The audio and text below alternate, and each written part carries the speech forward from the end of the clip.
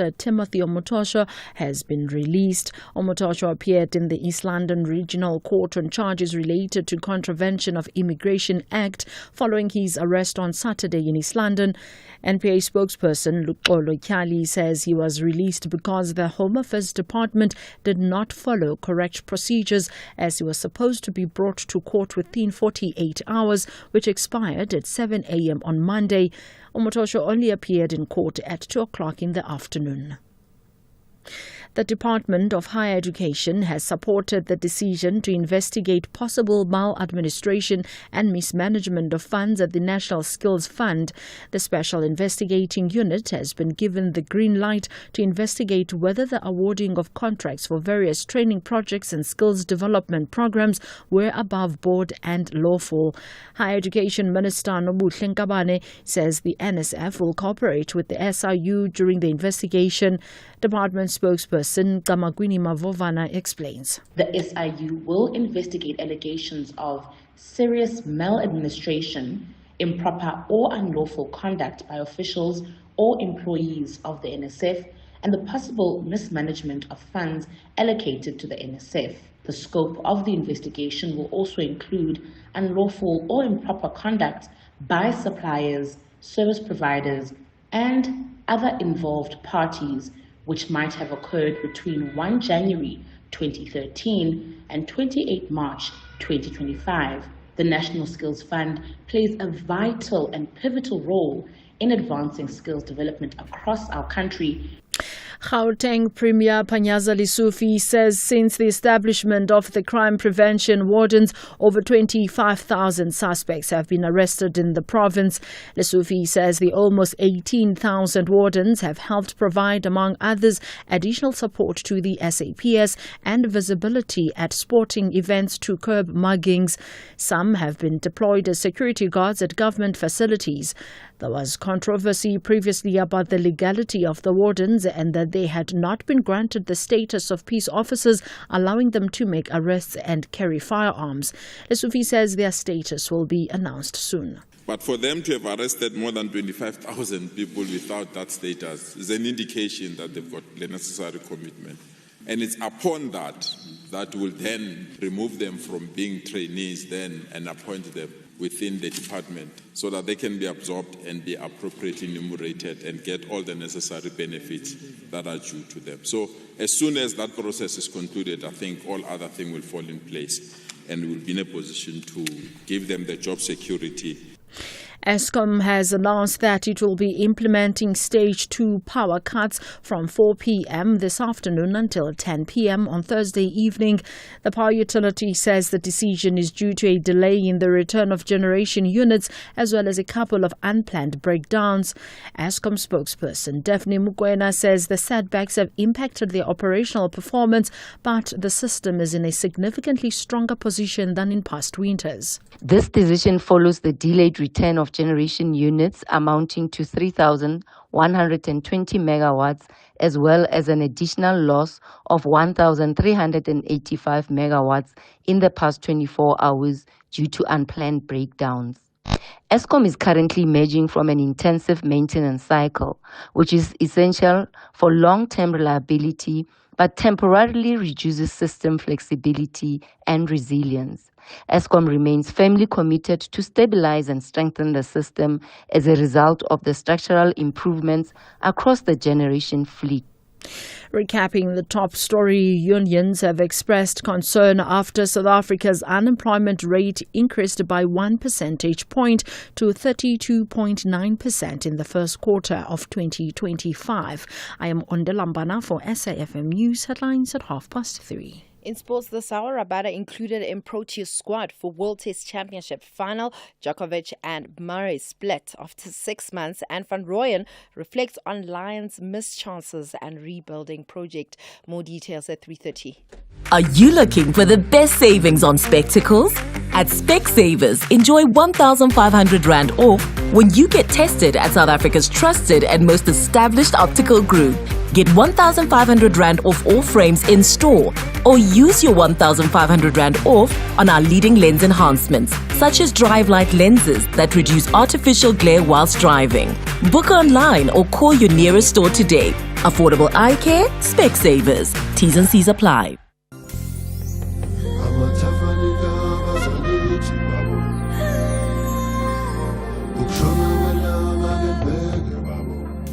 This May, SAFM celebrates Africa Month with you as we honor the legacy of the Organization of African Unity. We bring you rich conversations and stories that shape the continent.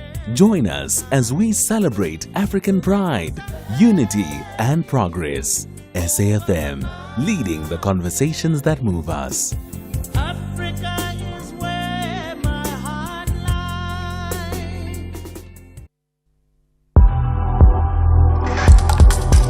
The National Pulse with Ashraf Garda on SAFM. You're listening to the National Pulse, weekdays 3 to 6 p.m. You know, at a time when we just hear that the unemployment rate has gone up by another 1% from a high, to go up 1% from a high is really difficult, but it has. And that's not good news, isn't it? We'll certainly talk about that. I'm also thinking about the Afrikaners, or as it's been called now, the Amerikaners, who are now spending their first day in the USA. Do you know them? Like, does anybody, as I talk to you, the entire nation, are you related to any one of those 49 people? And if not directly, do you know someone who knows someone who knows someone? Because if that's the case, I want to hear from you. And perhaps here's another thought. Seriously, if you had a chance to engage one of those 49 people, what would you be telling them? Think about it. This is the National Pulse. My name's Ashraf Garda. Lots to consider and reflect on over the next 3 hours, including that unemployment rate and many other developing stories over the next 3 hours. And there's been action and reaction from many of the issues, but you can also pick and choose what you think are the biggest issues that moves the National Pulse. We'll take calls later on. We will take your WhatsApps, and you know that, 30-second voice notes, or you can text right away, or you can also send us a message. You can tweet right away using the hashtag #TheNationalPulse, right? But first things first, South African tourism brings you one of the biggest must-visit events on the global calendar. We're talking about the Africa's Travel Indaba, happening starting today, in fact, up to the 15th of May at the Durban ICC. Now, you can catch Oliver Dixon tomorrow, live from Africa's Travel Indaba with South African tourism this Wednesday for all the highlights. That's from 9 a.m., right? 9 to 12. Live updates and more. Take a glimpse of the future of African travel. Africa's Travel Indaba, brought to you by South African Tourism.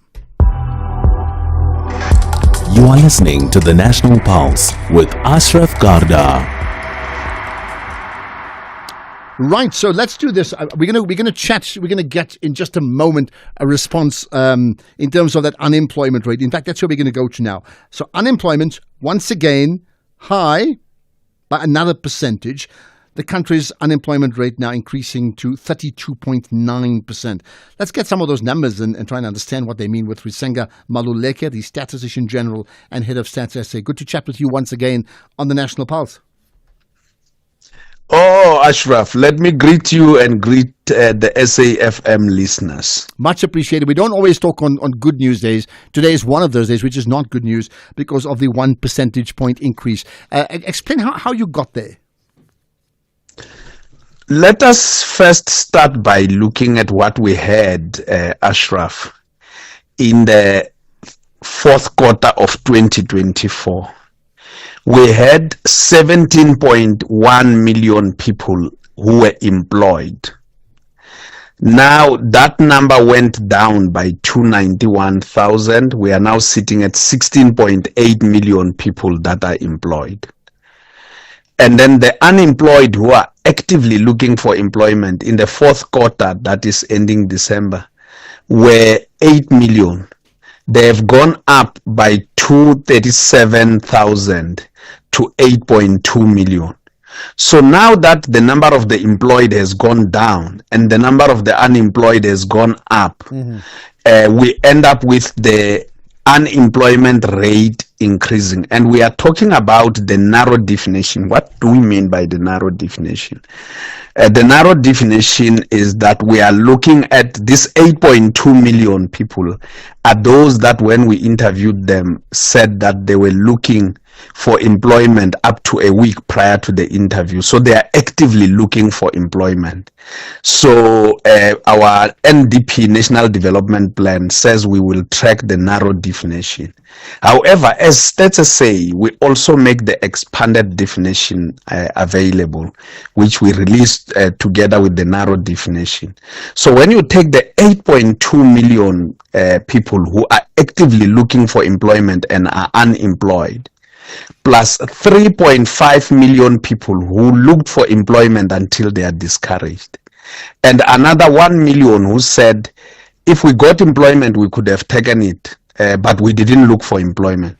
We come to 12.7 million people unemployed, and that represents the expanded unemployment rate of 43.1%.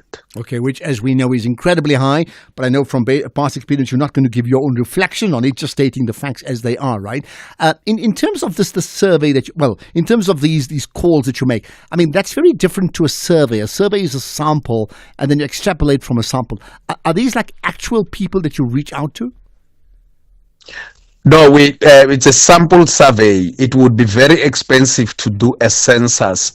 So it's still a survey, but a survey takes two forms. You have a census, which you must count everyone, or in the event of missed people, you must estimate by having the undercount. But this one is a sample survey. So a sample survey, we take about 30,000 households, and with a household size of about 3.2 persons, we on average, we expect to reach about 96,000 people that we talk to across all forms of settlements. So depending on the time, we sometimes get 86,000, sometimes we go to 116,000 because some households have more people. So from there, you use weights to elevate this to a national number. We already know that according to our media population estimates, we are sitting at 63 million people now. So you use that as a base through which you look at different settlements, different population groups, as well as male and female, as in the sex of the people, the ages of the people. You apply the weights and you come to a national estimate. Okay, thanks for explaining that. But whatever it is, I mean, scientifically extrapolated, that is taken then as the rule. That means it's accepted as the actual by the entire industry in this case here, right? What about to effect a turnaround in fortunes, right? And I'm not going to ask you for the how, because that's really for government to look at it in business, right? How difficult is that to turn these things around from where we are to another situation? Meaning we have a percentage point at this point in time, right? And if you base it upon previous experiences, at what stage do you get these turnarounds that can be extended over a period of time? Well, firstly, let me touch on the point you touched about the methods we use. We use the guidelines of the International Labour Organization. It's not ourselves. We are a key player in the National Labour Organization. It's ourselves and other nations of the world who use the same methods and for calculating employment and unemployment. Having said so, let's come to the point that you're making. The National Development Plan says that we wanted to have 14% as unemployment in the year 2020. The National Development Plan came in the year 2011, 2012. So it was an aspiration we had as a nation. Our unemployment at the time was sitting at about 28, 29%, about double the number of percentage points. So now we are saying that by the year 2030, and the year 2030 is just about 5 years away, In the NDP, we want our unemployment rate to be sitting at 6%. We are now sitting at 30, and I'm talking about the narrow. We are not talking about the expanded definition. The narrow is now sitting at 32.9%. It's not going down. It's actually going up because every year employment is increasing. With the number of the employed in the year 2005, 2006, we were sitting with about 4 million people employed around way back late 90s. We are now sitting with 16.8 million people employed. So employment is increasing, but the number of unemployed is increasing faster than those that are employed, and that makes it difficult. Yeah, that explains the rate to catch up. Yeah, it makes it difficult to catch up with the rate. But there are other issues that must be addressed nationally. One is that we have what we call structural unemployment, Ashraf, in that the skills set that we have as a nation do not match even some of the jobs that are there. And this skill set is racially delineated in the sense that look at the unemployment rate of your black Africans, for example. It's higher than the national average. The national average is 32.9%. It's sitting at 37%. And when you look at that of the coloreds, 23.6%. 13.3% for the Indian Asians. For the whites, it's sitting at 7.3%. So you can see that it actually takes a racial tone. And when you take men and women, women are actually much more vulnerable to labor markets, as are youth, particularly black African women. So it does take an age cohort, a racial tone in the way we need to address these issues, which is not the work that we must do at Stats SA, but it's the work that the business people and politicians have to address. Well, it's a good point. And as long as it takes those racial tones, therefore the issues of redress has got to be addressed, as indeed we try and do when we sometimes fail. Well, appreciate your time. Thanks for that. It certainly is a huge cause for concern in terms of those latest numbers coming from Stats SA. The unemployment rate now higher by 1% according to Stats SA. That is my guest, Risengo Maluleke. As always, appreciate your time there. Right, what are your thoughts about that? And I think the point made that still they are very clearly segmented according to race. And then we often say, South Africa, why do we always have to talk about color? Now, it's not about color as in discrimination. It's color because that redress has not been addressed. It is a big issue. Never mind what Donald Trump may say about it. We have to look at ways and means. And if the way now that we do it is not working, then perhaps we need to find another way. But you can never ignore the reality of saying that we don't just have a high unemployment rate. They're also very segmented according to race. Well, that's my point. What's yours? This is the National Pulse. Dango, for the love of the game and Mzansi for sure. Soccer Zone has relocated to a new slot, 9 p.m. live every Monday on SABC 1. Mzansi Africa. Fascinating goals. The unbelievable saves. From Africa Borwa to the entire African continent to the Bundesliga and the Premier League. High-level reviews of crucial match scenarios by the legendary Mr. Rev. Top-class analysis, latest news about the beautiful game. And Momish of the Week. SABC Sport Football Weekend ends on Mondays at 9 p.m. on Soccer Zone. Live on SABC 1. Also available on SABC Plus and SABCSport.com. Proudly brought to you by SABC Sport. For the love of the game. As a business owner, I've noticed how being energy efficient has improved my savings and the growth of my business. You too can improve your margins by adopting energy efficient behaviors. Simply switch to energy saving lighting, switch off non-essential equipment, and maintain HVAC systems. These are some of the ways you can use electricity wisely to see your business soar as well as contribute to a greener planet. Just like every rand counts, every kilowatt counts. Let's use electricity wisely. Eskom. Now, here's some breaking news. Pinky was a 60-year-old woman slashed 870 rands a month off her car insurance premium. That's it. Pinky switched to Outsurance and now saves a mind-blowing 870 Rand a month on her 2020 Kia Seltos 1.6. Outsurance clients always get something out. You could too as well. Get a quote today and see how much they would save you on your car insurance. Why pay more when you could pay less? Switch to Outsurance today. SMS out to 30754. You got it? Out 30754. A licensed insurer and FSP. T's and C's available online. The National Pulse with Ashraf Garda. Weekdays, 3 to 6 p.m.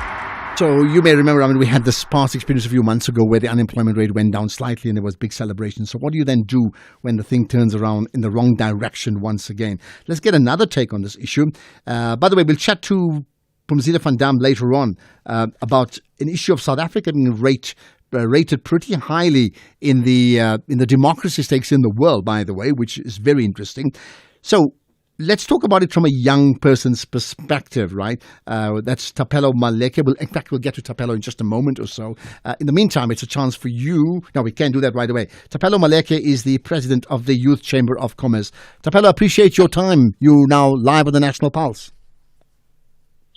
Good afternoon, Ashraf, and your powerful listeners of SAFM. Thank you. And they wish there'll be power to the young people, but we're going to say unemployed young people are rendered powerless, right? What do you make of the new numbers regarding unemployment? Well, we have always maintained our view as the South African Youth Chamber of Commerce that this is the human catastrophe that we have created since 1994. So we don't expect anything different because, Ashraf, that when you do the same thing the same way, you'll get the same results. So there's nothing that we must expect different from because we have been doing the same mistakes since 1994 up to now. So there's no need even for SSA to continue conducting this, surveys because all it does, it creates a very, very depressing environment because there is no way that we are going to arrest the issue of the escalation of unemployment because we are still repeating the same mistakes since 1994. So if we're repeating the mistakes, that means we're letting down the youth as well specifically. What practically needs to be done to turn this around? Well, we need to do things differently. That's number one. Number two, we need to change the captains that have failed since 1994. We need capable and talented, fresh blood to come up with fresh policies and the approach in the way we tackle issues of unemployment in the country, especially amongst young people, women, and persons with disabilities. So I wonder, of course, different people have different strategies, but the one thing that's very clear that the unemployment rate, for whichever reason, has shown no real signs of being turned around in a good number of years now. Is it a case of the industry or the economy being too small to take in too many people, or is it a case of too many people being unskilled and therefore unable to get placed? So there's large areas of gaps where they can't be filled, but people need to give them jobs. And there are other areas where they want to work, but they're not skilled enough to work.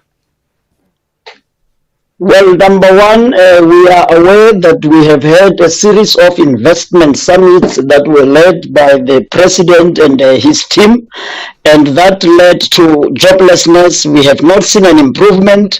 One of the things that we have also witnessed is the investment into what we call the skills development programs through the 21 cities that we had in the country. That also led to joblessness. So it's not an issue of skills. It's not an issue of a non-effort to attract investment. And we saw that in fact, out of those investment summits, there were commitments made by companies, but that did not translate, of course, to what we call employment. Now, what you need to do when you look at these reports and they tell you that the reality here is that the informal sector and the small business sector is the one that creates jobs on a quarterly basis. That's where we should be investing a lot of time, resources, and all the time that we have to ensure that that sector grows because it has demonstrated the potential to create jobs vis-a-vis the big business that continues to disinvest from our economy. Okay. What input, therefore, can you make as the Youth Chamber of Commerce? Meaning, are you able to not so much lobby, but provide strategic direction to whether it's to government and to big business and small business to be able to ensure that the young people that you serve do get employed? Well, we continue to run our advocacy program vigorously. So we have met mostly with a number of portfolio committees that speaks to issues of economic development. And we have met, of course, with director generals to say, let's do things differently. It has to be business unusual. And unfortunately, they are all deaf. They continue to practice like director generals of the apartheid system. So we need people who are innovative, such that we can turn things around. One of the things that happened in 2013, we signed what was called the Youth Employment Accord, where over 5 billion of rands were actually committed to creating jobs. It was meant for job creation and entrepreneurship. And I'm telling you today that if you ask any of these leaders who are running government, they have not even read that document that is called the Youth Employment Accord. It has gathered dust. We need innovative and creative and talented captains to run South Africa. Currently, we are not led. We are on autopilot. Well, do you think, therefore, if you're not led, that you're being led down? We are actually let down. And you know, one of the things is that the issues of mental health and associated diseases, they emanate from this state. You cannot call young people the youth of the future of the country when in fact they are only relegated to the 350, but the issue of job creation and entrepreneurship is not given attention or even resources. Now we are told that all the budgets are going to be cut in as far as youth development is concerned, because the Minister of Finance does not have money, but he has got a budget to pay director generals huge salaries, but there is no money to create entrepreneurs. So we are in a mess. Okay, let's leave it at that. In a mess. How do we undo that mess is a big challenge, really, indeed. Thank you. Thapelo Maleke, the president of the Youth Chamber of Commerce. Right. Let's get reaction from you. You know, you can call in live. We'll take those calls just now. 086 000 2032. What do you make of those unemployment numbers? I mean, seriously, it's miserable. So I think the question is pretty obvious. Anyway, the more important one is like, seriously, what's the one intervention we should be able to, or we can make, to turn that unemployment rate from an unfavorable position to a favorable position? Are you able to give the type of strategic advice that someone listening in will say, hold it, I've got it. This is what we need to be doing, right? And while we're at it, by the way, there's also been different responses from different people regarding what's happened with the refugees in the USA. Now, the ANC has issued a statement, a press release, and I can't read it all, but they just made the point. Let it be categorically stated that there are no Afrikaner refugees in South Africa. No section of our society is hounded, persecuted, or subject to ethnic victimization. These claims are a fabrication and a cowardly political construct designed to delegitimize our democracy and insult the sacrifices made by the generations who fought for freedom. That's some part of the comments made by the ANC, issued by the ANC's national spokesperson, Matlengi Bengu Motsiri. She also made the point, and this is important, what the instigators of this falsehood seek is not safety, but impunity from transformation. They flee not from persecution, but from justice, equality, and accountability for historic privilege. The misuse of refugee protections to shield right-wing anti-transformation elements is a violation of the spirit and letter of international law. Millions around the world face real persecution, and they are the ones deserving of sanctuary, not those offended by a democratic society working to redress past injustices. I can pause on that because I'm sure I'm going to get a response from you. Let's get the news headlines. It's 3:30. Thank you, Ashraf, on the news headlines on SAFM. I am Ondilambana, and a very good afternoon. Union Federation COSATU has expressed concern after South Africa's unemployment rate increased by 1 percentage point to 32.9% in the first quarter of 2025. Workers at the Bless Blokgate coal mine in Emalahleni in Mpumalanga have embarked on a protest action. They are accusing the employer failing to pay their salaries since last year, and the Department of Higher Education has supported the decision to investigate possible maladministration and mismanagement of funds at the National Skills Fund. A full update follows at the top of the hour. SAFM, guiding you through the rush hour traffic.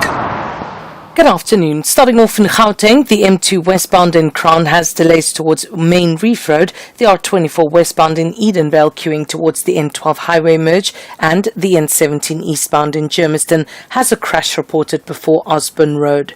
In KZN, the M7 St. John's Avenue slow moving through central Pinetown, the M7 eastbound slow moving at South Coast Road, Umgeni Road westbound is slow moving at Alpine Road, and the M25 Commercial Highway eastbound queuing at the N2 highway. In Cape Town, the N7 northbound in Dunoon has ramp closure with no access to Malibongwe Drive due to community unrest in the area. The M3 southbound is slow moving towards Rhodes Drive, Strand Road eastbound in Stickland, slow moving towards the R300 highway, and Marine Drive northbound in Milnerton is slow moving towards Loxton Road. With your traffic update, I'm Irma G. This is SAFM Sports with Tuming Kapele. I promise you, I just messaged Jemba Bavuma. I'm just telling you that. Yeah. Because there's an important few weeks coming up for them, right? Let's talk cricket. Must be nice. Yeah. You can call him.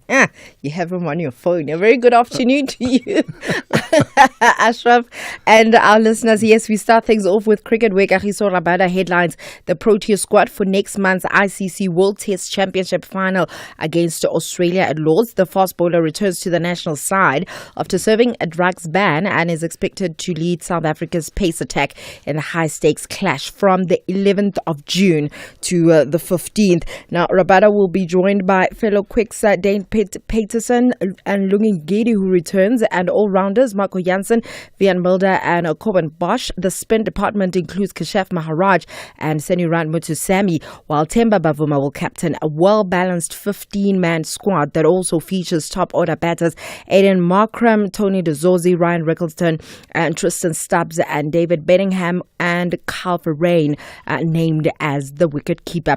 Meanwhile, Australia named all-rounder Cameron Green in their 50-man squad for that clash.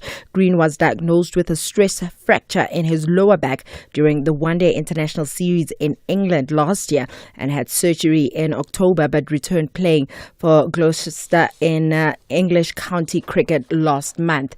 Then in tennis, Novak Djokovic and Andy Murray have ended their coaching partnership. This was after the two agreed to part ways, meaning that Murray will not be with Djokovic for Wimbledon in July. Now, they started working together in November, but it's been a tough season for Djokovic, and he retired in the Australian Open semi-finals and lost early in 4 of his last 5 tournaments.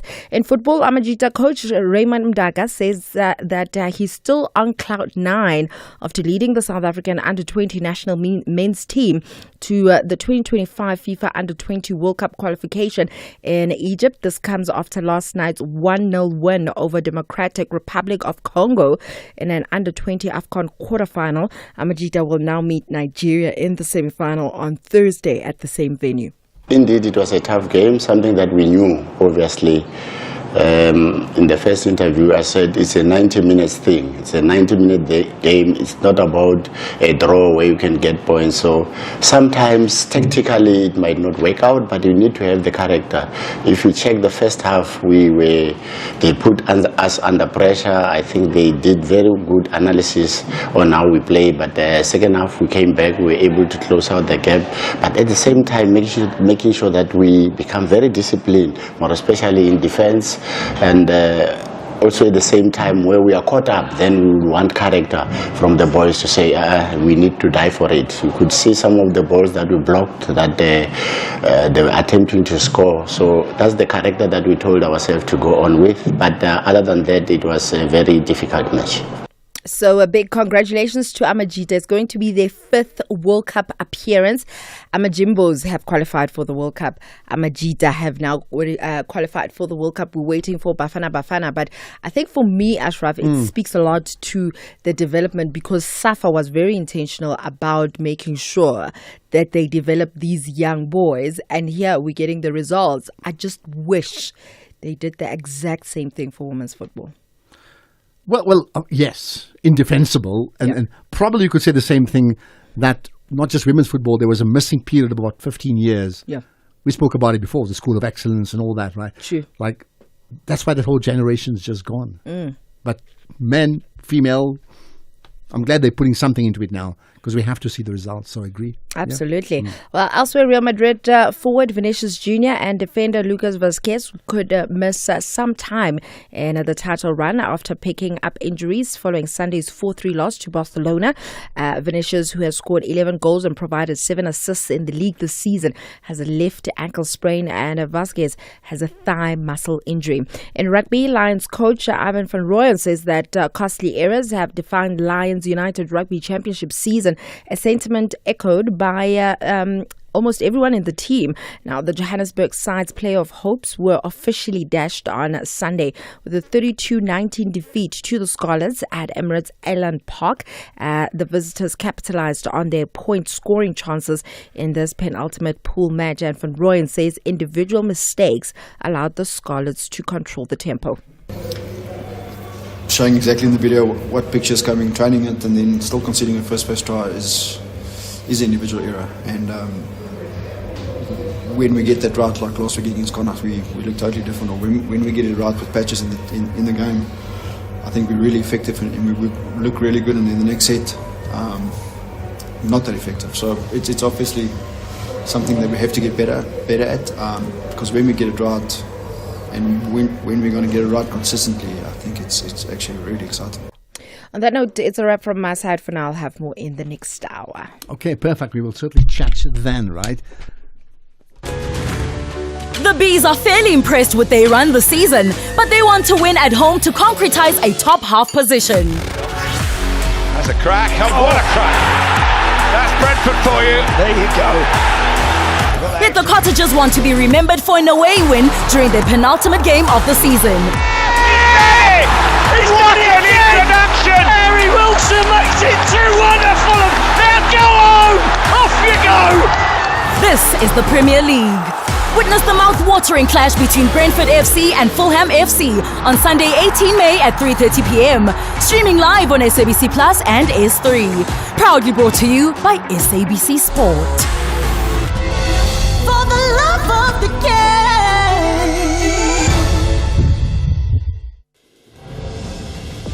SAFM supports a litter-free South Africa. Play your part in keeping our surroundings and environment clean. SAFM, leading the conversation.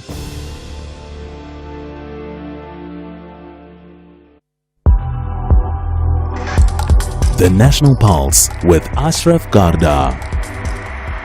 One thing about South Africa, no matter what the urgency of the situation, there's always some humor in all of it. Now, you know, with that group of 49 people moving to the USA yesterday, many people are reflecting on, the original Groot Trek of the Afrikaners who moved from the Cape Colony to the Transvaal through the Free State at that time.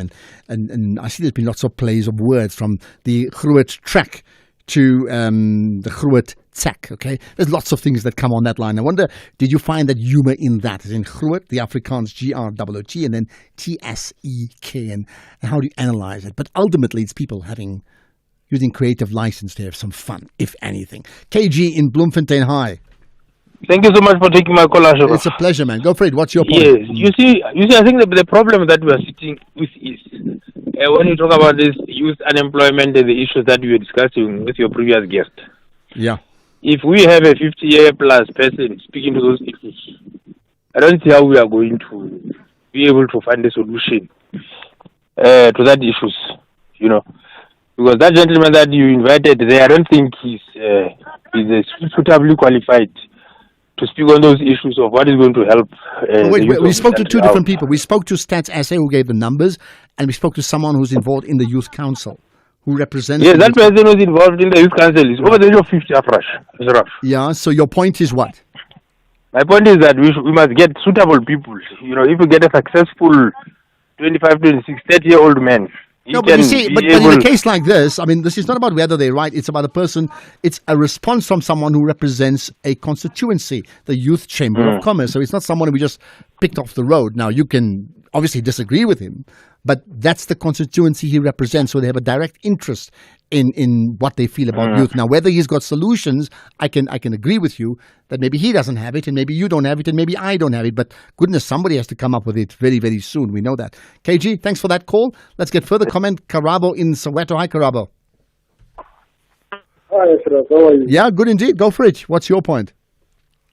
No, Ashraf, I want to talk about the Afrikaners that went to the USA, Ashraf. Yeah. No, Ashraf, their trip to the US, I don't blame them, Ashraf. They took a good decision, They took a good decision because you can see, we are in a high crime levels, Ashraf. High crime levels. Even our safety is not 100% guaranteed, Ashraf. Every day, every month, Ashraf, there's murder, but they're failing to stop these murders, Ashraf. Well, I agree with you. I mean, I'm not saying they should take the ticket, but I agree with you about the high levels of crime in our country. And it's a disaster. It's a blot on our democracy. It's a blot on our South African political dispensation. And no matter who says what about it, if we don't tackle that, we have a serious, serious problem. So point taken, Karabo. Thank you for that, right? I wonder just... this came up the other day as well when we've had a few people calling in. And I have to now be very specific about color because remember, this Trump get out of jail card, free if I can call it, that was given to Afrikaners, right? Refugees. They're the only ones in the world who's got it at a time where they've clamped down on all refugees from around the world to go to the USA, right? So, but I had a few people, and I'll put this to you as well. If you're a black South African in the different shades of black, and you were offered the same refugee status, landed refugee status to get to the USA, all expenses paid, trip, everything. Would you take it up or not? But give me your answer as well. Tell me why. Tell me what you'll do and tell me why. Siva in Durban. Go for it, Siva. Hi. Good afternoon, Ashraf. Yeah, good afternoon. Right, what's your point? I want to speak about Pastor Matoso. Okay, go for it. They picked him up on Saturday. Right? And normally when a person gets detained, 48 hours, they need to appear in court. So these guys are too good because they let the time lapse and they take him to court on at 2 o'clock, so he gets off on a technicality. So I guess if you got money talks and bullshit walks. Thank you. All right. You seem to have all got it all worked out as well. Thank you for that. By the way, thanks for that, Siva. Right. We're going to chat to Pumzile van Dam after this. X at SAFM Radio and at Ashraf Garda. So an interesting thought as we reflect on so many things, because, one of the things about the whole Trump issue is when he talks about a genocide, he's actually passed a verdict on our country.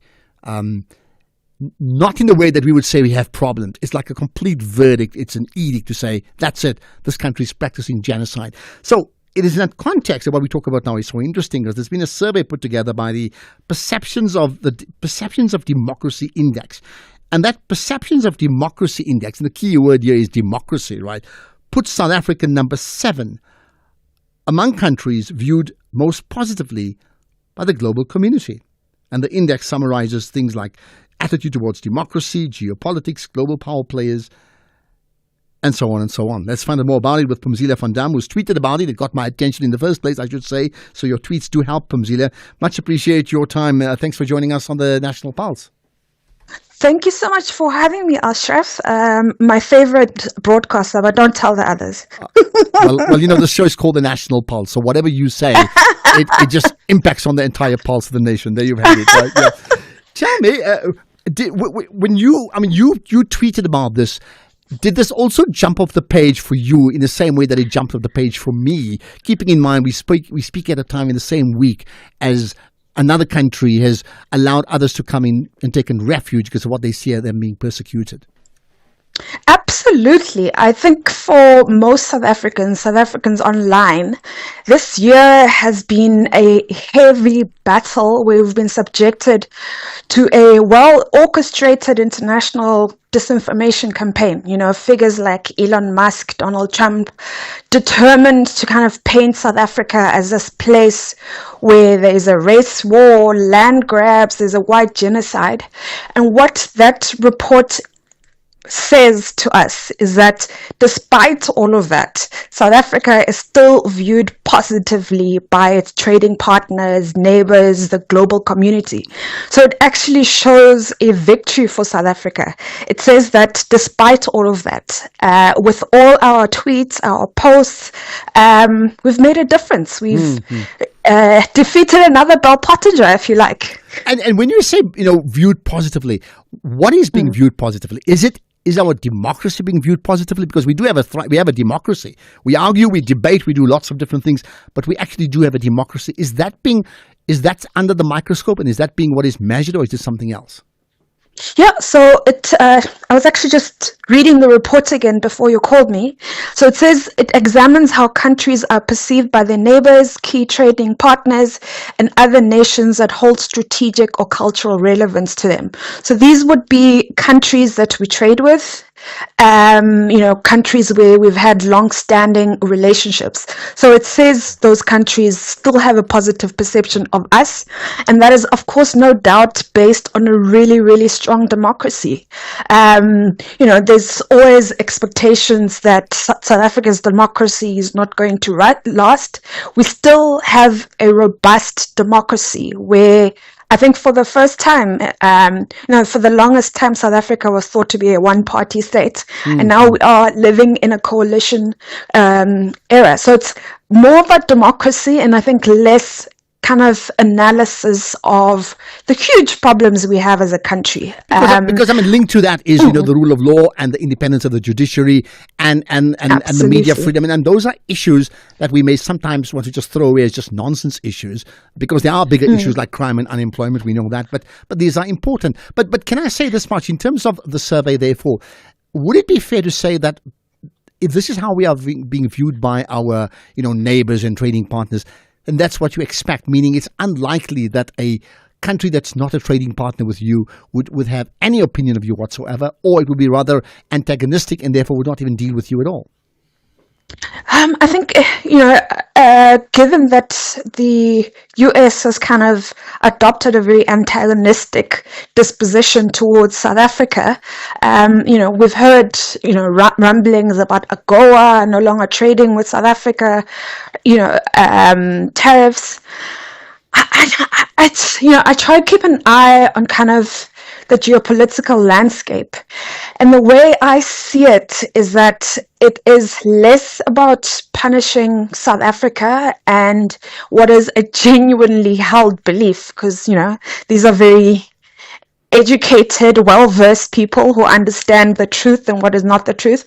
I think it's just geopolitical warfare. It's about the ICJ case. It's about, I think it's less so about genuine perceptions of what they think South Africa is. Well, I'm curious to know then where do the other countries feature? Just pause there for the moment, because I'll get an answer from you right after this. Wow, cool catch!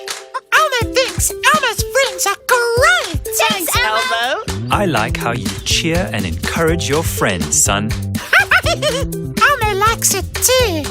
Elmo, you are special. Who you are matters because we're all special. Tune in to see what makes you special for the all-new episodes of Takalani Sesame, weekdays at 3 p.m. on SABC2.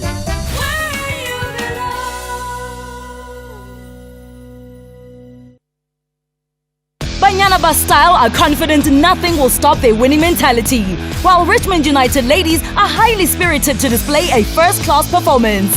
Gauteng is up against Northern Cape. This is the Hollywood Bet Super League. Catch the delight of Mzansi's women's football. Mamelodi Sundowns Ladies FC versus Richmond United Ladies on Sunday 18 May at 2:30 p.m. Streaming live on SABC Plus, SABC One and SABC Sport on DTT Channel 4. Proudly brought to you by SABC Sport.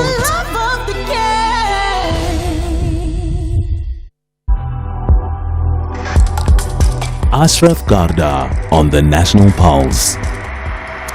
Right, we continue chatting to Phumzile van Dam regarding this global perception index around democracy, and South Africa ranked number 7, which is certainly something that should grab your attention. Now, Phumzile, I'm just looking very quickly at the others that make up the top 7. Switzerland, Singapore, Qatar, Canada, Japan, Australia, then South Africa, then the Netherlands, and then Zambia, another African country, right? So, would you say we're in good company? Because that shows you that if all countries apply the same principle of how they perceive their neighbors and their business partners, that we do rank very, very high.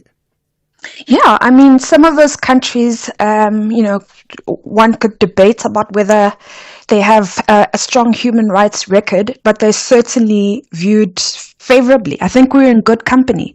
We are, other than Zambia, we are the only African country on that list. And I think it's not just only these kind of surveys. So there's other, because I work in the digital and tech space. Yeah. Mm-hmm. South Africa is often ranked quite high on freedom of expression, on media rights. And as you mentioned earlier, those are critical components of a well-functioning democracy. I think South Africa's media has a tradition of being the fourth estate, of exposing corruption, of holding government accountable. So that's an essential element. And I think it's that whole part of our constitutional dispensation and the rights that form that constitutional dispensation, a judiciary that the spokesperson of government can't say, no, we're not going to do what the constitutional court said. Yeah. Those elements are important. But of course, also, I think you also pointed out in your tweet that it doesn't erase the fact that unemployment is still high, crime is still high. And I think this report should encourage us to work harder. I think a lot of people have kind of lost hope, are feeling despondent. If people outside view us so positively, it should be a sign that we can do better than this. We need to keep going. We need to keep pushing.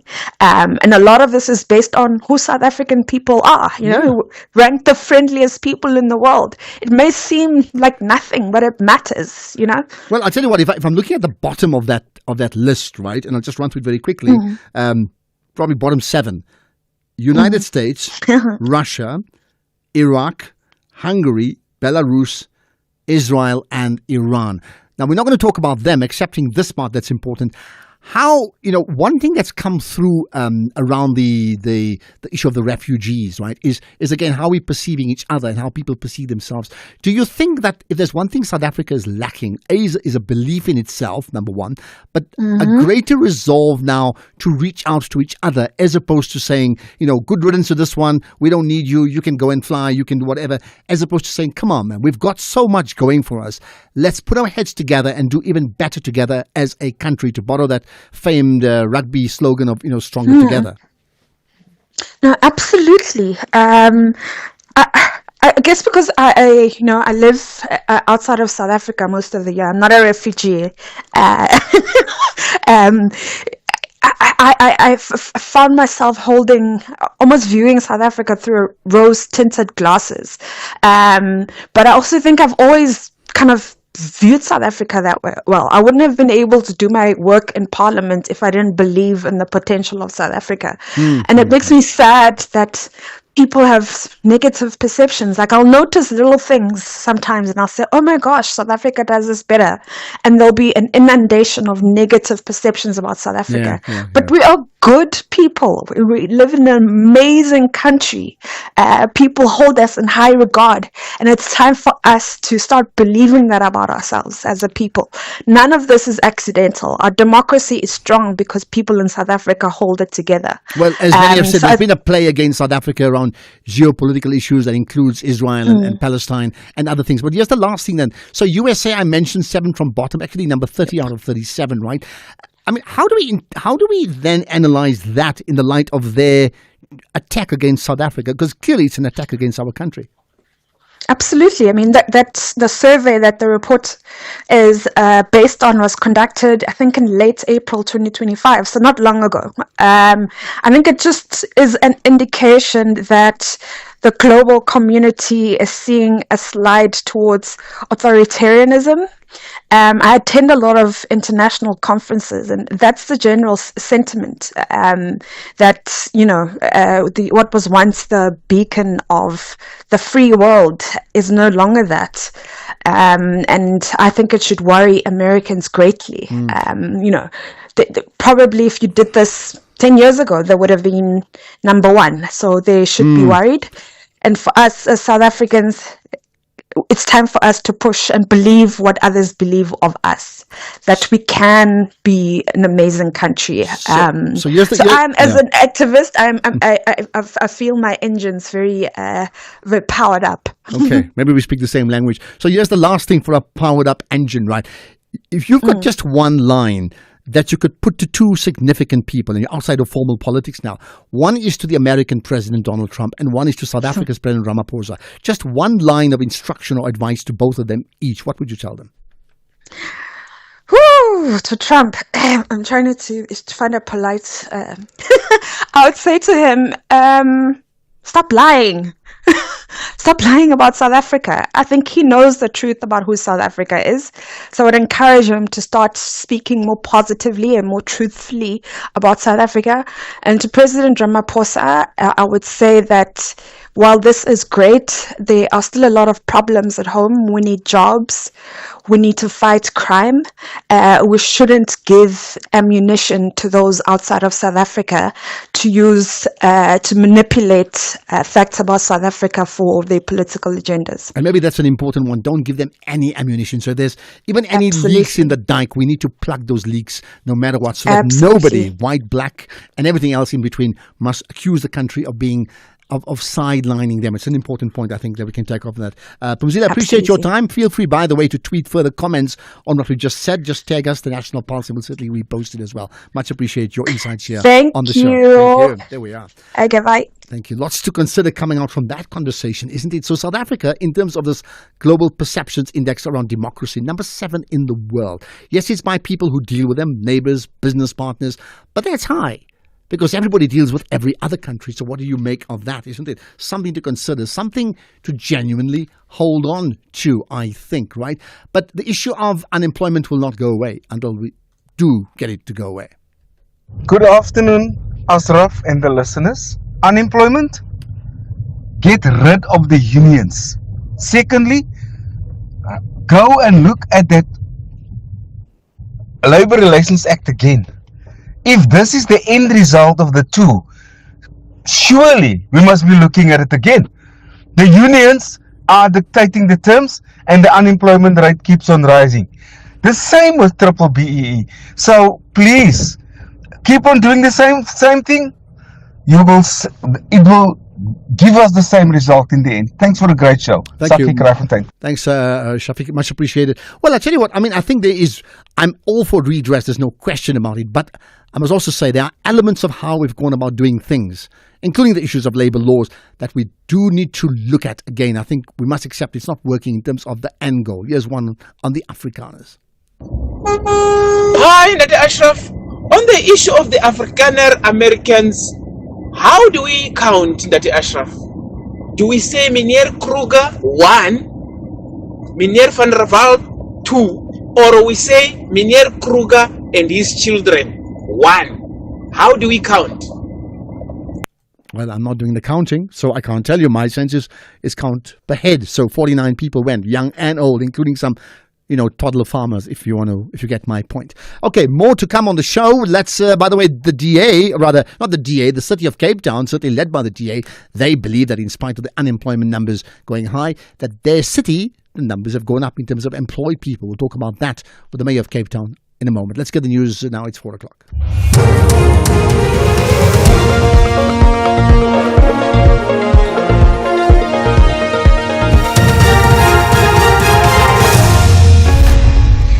Thank you, Ashraf. Top stories at 4 unions concerned over recent unemployment rate announcement, and workers at a mine in eMalahleni embark on a protest. For SAFM News, I am Ondilambana, and a very good afternoon.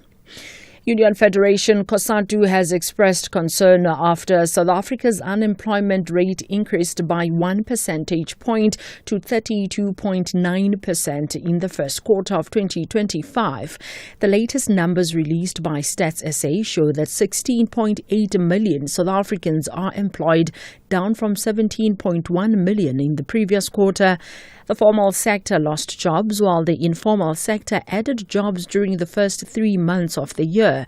COSATU Parliamentary Coordinator Matthew Parks says the latest results of the quarterly labour force survey have come as a shock. With the expanded definition of unemployment has increased by 1.2%. From the previous quarter, so now at 43.1%. So that's quite depressing. So this is for the first quarter of the year, so it reflects normally a little bit of a post-Christmas holiday, post-festive season slump, so to speak. There's normally quite a bit of a pickup in the fourth quarter of the year because that's Christmas. The retail sector, the tourism, the hospitality sectors have quite a bit of a pickup. City Power continues to embark on a series of community imbizos across Johannesburg until June. The aim is to provide a platform for direct engagement with residents, businesses and government customers across the city.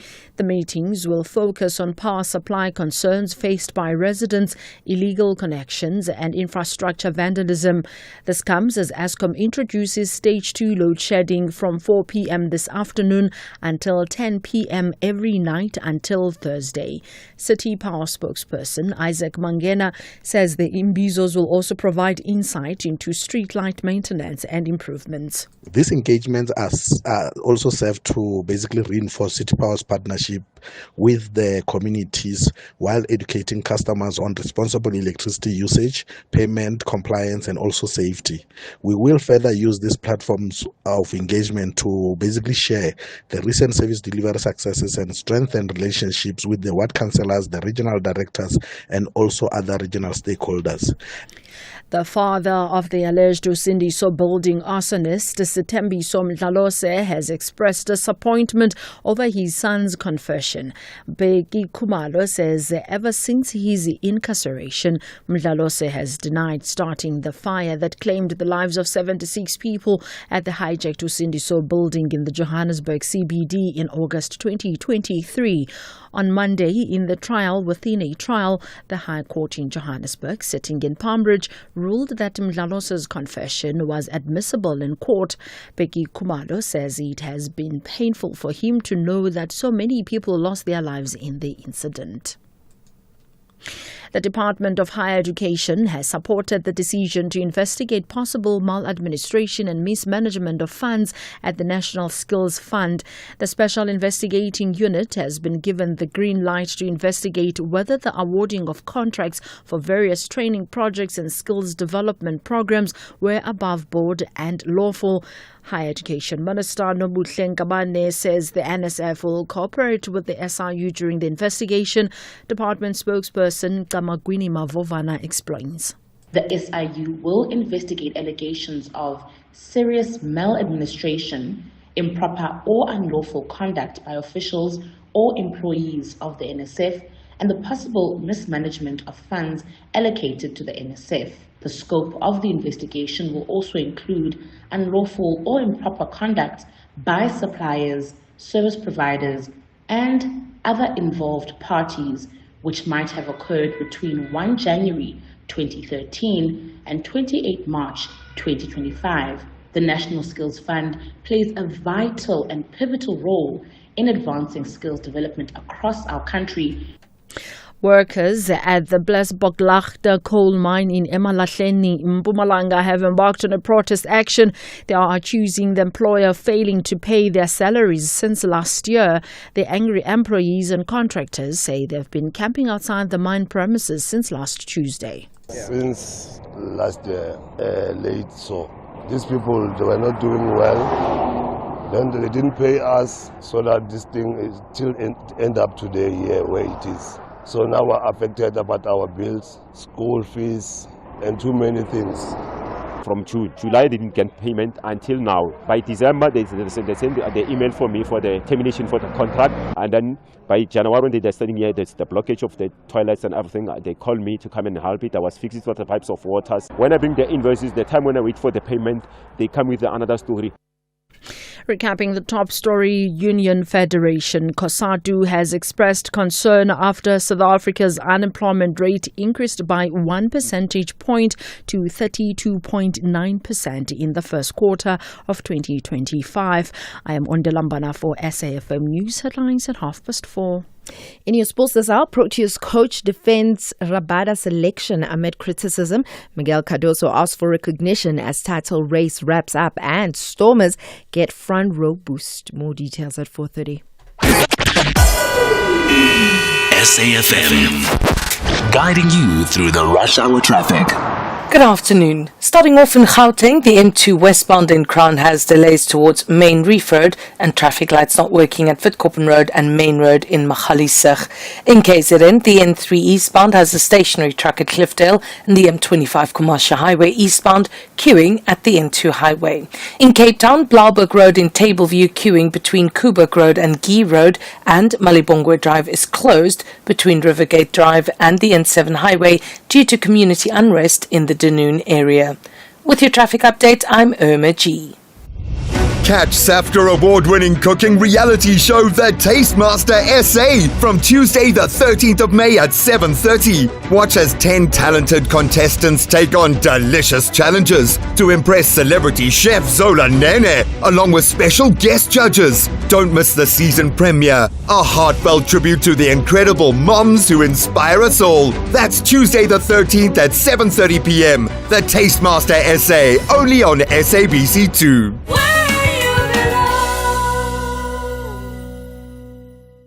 Banyana Bastille are confident nothing will stop their winning mentality, while Richmond United ladies are highly spirited to display a first-class performance. Gauteng is up against Northern Cape. This is the Hollywood Bet Super League. Catch the delight of Mzansi's women's football, Mamelodi Sundowns Ladies FC versus Richmond United Ladies on Sunday 18 May at 2:30 p.m. Streaming live on SABC Plus, SABC One and SABC Sport on DTT Channel 4. Proudly brought to you by SABC Sport.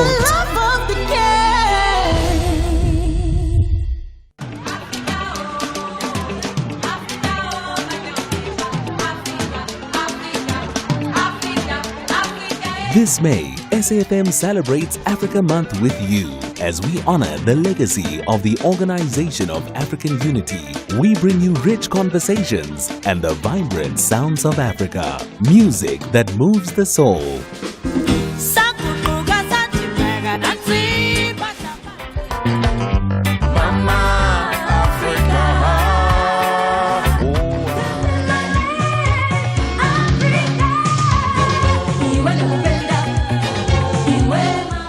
This is SAFM. The National Pulse with Ashraf Garda on SAFM. You're listening to the National Pulse. Weekdays, 3 to 6 p.m. So we're going to chat to Jordan Hill-Lewis just now about the city of Cape Town's numbers of jobs increasing in a year. We're coming to that shortly, but let's get your thoughts as well. Here's an anonymous caller in Cape Town. Hi. Good afternoon, Ashraf. Yeah, good talking to you. Hi, what's your point? Yes, Ashraf, I want to talk on the issue of unemployment. Yeah, go for it. Ashraf, yes, as they always say, that numbers don't lie. The information that the gentleman from State SA has just shared with the nation is really worrisome. And what makes it even worse for me is that I just received information that Robben Island Museum is about to outsource 3 departments. And that happened after the Minister, Gayton McKenzie, visited the site, and he picked up a few issues in the mismanagement. But instead of dealing with that, they took a decision of outsourcing 3 departments. That one is very worrisome for me. That tells me that, in fact, the history tells us once people are outsourced, there are very high chances that those individuals in the near future, they will be out of jobs. So the information that the guy from State SA has just shared with us, there are greater chances that it's going to increase in the next few months or within a year. Well, look, the issue of outsourcing is complex. I don't know the details about the Robben Island Museum, and sometimes you're forced to outsource, but I agree with you. I mean, the long term, you don't want to do that, but sometimes you're forced to, but we don't know the actual details. Thank you for that one there. We should be chatting to the mayor of Cape Town. We can't quite connect with him now. By the way, did you hear the story about Ster-Kinekor cinemas? There's a whole range of these cinemas that are actually shutting down just soon, I believe, including like Gateway and many others. And what does that tell you about cinemas and them being part of your typical lifestyle? We all grew up as kids or lighties and we had to go to the cinema. Has that all changed for you, and dramatically so, in the last 10 years or so? By the way, the other thing is I asked about, does anyone listening to me now, are you that person who in any way is related to any of the 49 people who actually took refugee status to the USA and landed in the USA yesterday? Do you know them personally? If you don't know them, do you know someone who knows them, like that sort of thing? I want to know. The other part of that is this. I saw with great interest, and we were talking about it at our production meeting today, how every one of them, as they stepped off the plane, they were carrying the flag of their country, and proudly so, flag in hand, and I mean the USA, right? And do you find that to South Africans, do you find every day when there's a reason for you to celebrate your country that you do just that anyway? The area we see it most often is in sporting venues, right? But I'm suggesting that there could be cases daily where there's something special that's happening about our country, whatever it is, right? Even just good service. Do you then link the good service to say, well, the symbol of good service of a country is just South African flag? Do you do that? If you do, I want to know about it. Can you share your experience about the love for your flag of your country? And I'm talking about South Africa and not any other country. I'd love to get your thoughts. Now, you can engage with me via WhatsApp, text, or voice note. You know that. Or you can also tweet. Some people doing that right away. Or you can call in live as well. Right. What we're going to do now, there's a development regarding the Omotoso story, which we need to touch on right after this. The Market Update, Monday to Thursday, 6 to 7 p.m.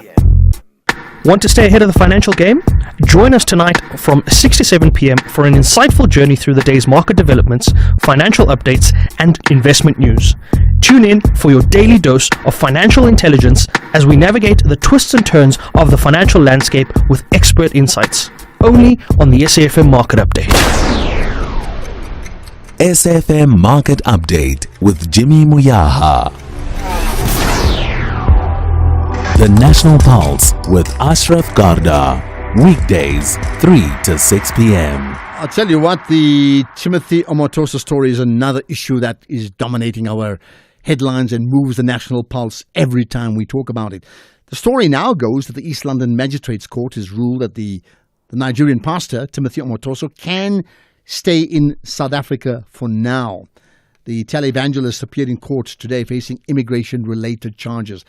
Let's find out more about it with Lubabalo Dada, who's the SABC News reporter covering the story from the Eastern Cape. Lubabalo, appreciate your time here on the National Pulse.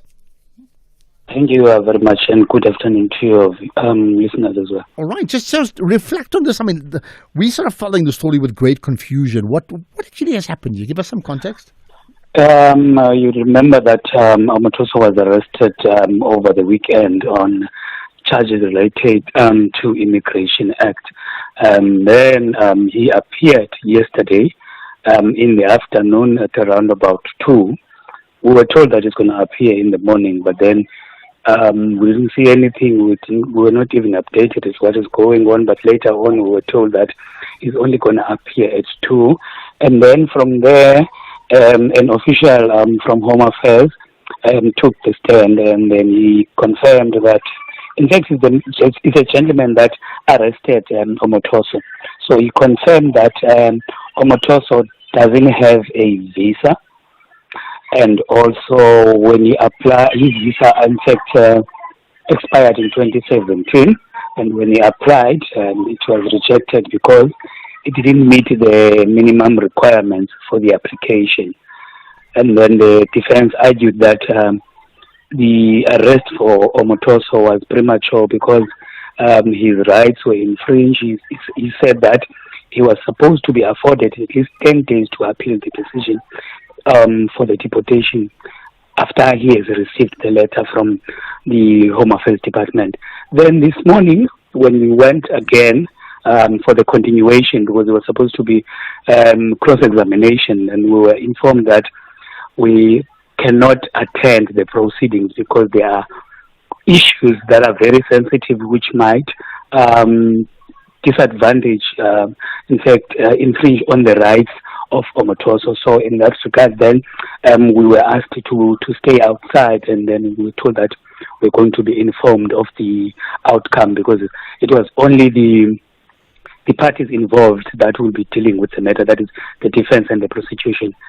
But then at around about lunchtime, then we saw some celebrations from the group that is supporting Timothy Omotoso. And then upon learning, we heard that he has been released based on the fact that the court was supposed to hear the matter within 48 hours, but it delayed. So it was a technical matter. And also we informed that he has since appealed now the deportation, and the matter now will be heard at the East London High Court. But at the moment, we have not been informed as to when this will occur. I guess maybe the communication regarding this matter will be informed. In fact, we will be informed at a later stage. I don't know when exactly. But upon inquiring from the Home Affairs Department regarding the outcome, they said that, in fact, they gave us a statement saying that they acknowledge the outcome in the Timothy Omotoso matter, and then they're saying that they will read and consider its position going forward once they have received a written judgment. Yeah. And I So mean, that this all of that in the context of the broader decision of the NPA to decide to appeal the recent judgment that initially acquitted Timothy Omotoso, right? How has that been received? The actual need to now appeal. Well, we tried to get a response from the NPA regarding this matter, but they said that this is not their case, and this is the matter that was brought by Home Affairs, so they refused to comment when it comes to this issue. Also, we spoke to the people that were outside, that were supporting Omotoso, as well as the religious groups that have been calling for Omotoso to leave. They're saying that they are very disappointed with the outcome, but they understand that this is not the end. It does not mean that Omotoso is a free man. He's still going to appeal, and the outcome may favor them as the religious leaders who was calling for Omotoso to leave the country. Okay, let's leave it at that. Thank you for your time. We're certainly going to follow that story when it develops, and it develops every single day. It seems like it. Much appreciate your time on that issue. That's Lubabalo Dana, the SABC News reporter in the Eastern Cape. Right, just staying on the issue of the South African flag, do you have a sense when you saw these Americanos displaying the American flag with so much love on just arrival in the USA, do you have that same connection to your flag? I like to think I do, but I mean, do you do so? And maybe give me examples of how you then reflect your, not so much patriotism, I mean it is, but just your sense of identity for your country, so that when there's an issue of good and sometimes not so good that impacts your country, that you want to raise the flag because it's a powerful symbol of who you really are. If that's the case, I want to know all about it. This is the National Pulse. No matter our abilities, we can all play together. It's always time to play on Takalani Sesame. Wow! I love this game! Learning new things is the best part about having a friend who knows something you don't know. Oh, yay! We are all special in our own way. Tune in to see what makes you special for the all-new episodes of Takalani Sesame. Weekdays at 3 p.m. on SABC 2.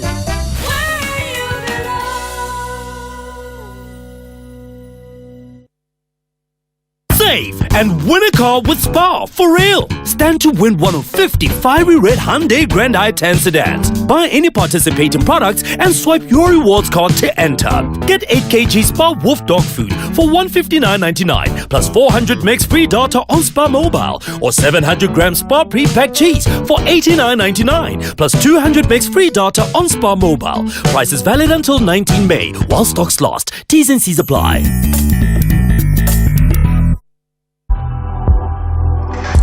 You are listening to the National Pulse with Ashraf Garda. Right, so we've been talking about the tourism in Durban, in Durban, right? And you know, tomorrow's show will be broadcast from there. Not this show, but the 9 o'clock, 9 to 12, tomorrow morning, hosted by Oliver Dixon. So listen out for that. And if you're there, go and say hi to him too. But in the meantime, South African Tourism owned Meetings Africa and the Africa's Travel in Durban. They're back, as you know, and the Deputy President, Paul Mashatile, spoke earlier today. And he then emphasized the link between the importance of exploring Africa's rich history and preserving its cultural heritage, all of that linking together in making tourism work. When you explore Africa's vast regions and different civilizations, you will surely be met by a rich history, customs, and natural beauties that demonstrate the interconnections of this great continent. From the ancient civilizations that thrived along the Nile River to the vivid cultures that cover the streets of busy cities today, Africa is a land full of stories that are just waiting to be told. Africa's attractions and influx of tourists also means that our continent is an important part of the world's economy, politics, growth, and humanity. Despite being separated by man-made borders, the humanity of the African people permeates the veins of all African countries. Our unity is cemented by our social cohesion. It is a reminder of how unique we are as humans, created with love, compassion, and care that are inextricably linked to our identities. Our humanity makes us stand out in the world's melting pot of cultures, traditions, and heritage. As Africans, we strive to live by the principles of Ubuntu, which emphasizes interconnectedness and promote a sense of community, mutual support, and respect for human dignity. It is a core value that influences social interactions, governance, and conflict resolution, fostering a sense of unity and solidarity. In the embrace of an interconnected Africa, it is important to recognize the obstacles that the continent encounters. Africa faces numerous challenges, including political strife, poverty, unemployment, and inequality, which have led to widespread misery, violence, and loss of life. We cannot remain silent when the fabric of our societies disintegrate, torn by widening geopolitical divides, economic tensions, and the harsh impacts of changing climate, bringing forth catastrophic consequences. Program Director, these issues require our collective action. This gathering here today must confront these challenges and uncover enduring solutions. Africa can overcome any obstacle that stands in her path. However, the key to overcoming these lies in our ability to work together. Compatriots, tourism undoubtedly serves as a significant economic engine, a catalyst for social change, and a cornerstone for inclusive growth. At the heart of a vibrant industry, it's human capital. We pride ourselves on the warm human experience and rich cultural diversity that makes a visit to Africa unforgettable. And that is the Deputy President, Paul Mashatile, who's been on many, many platforms in recent weeks. Have you noticed just how hectic he's been, right? He just absolutely has been, right? By the way, just talking about busy, so, we had a chat with Phumzile van Dam just now, right? And linked to that is just after we spoke, she tweeted about some things I want to just pick up that I think is important. She said, an important point about this ranking, because we spoke about South Africa ranked number 7 in this democracy perception index, right? I realized as I was talking to Ashraf Garda on SAFM that we, as in South Africa, we won the info war. We beat a well-organized international influence operation. The Alliance of Democracy report is based on a global survey conducted in late April 2025. At the time, a well-orchestrated international disinformation campaign against South Africa, amplified like Trump, Musk et al., with narratives of white genocide and land grabs, was in full swing. Did it land? Did it destroy South Africa's global image? The ranking is based on how countries are perceived by their neighbors, and there's more which I will not say much. It says, it did not land, we won.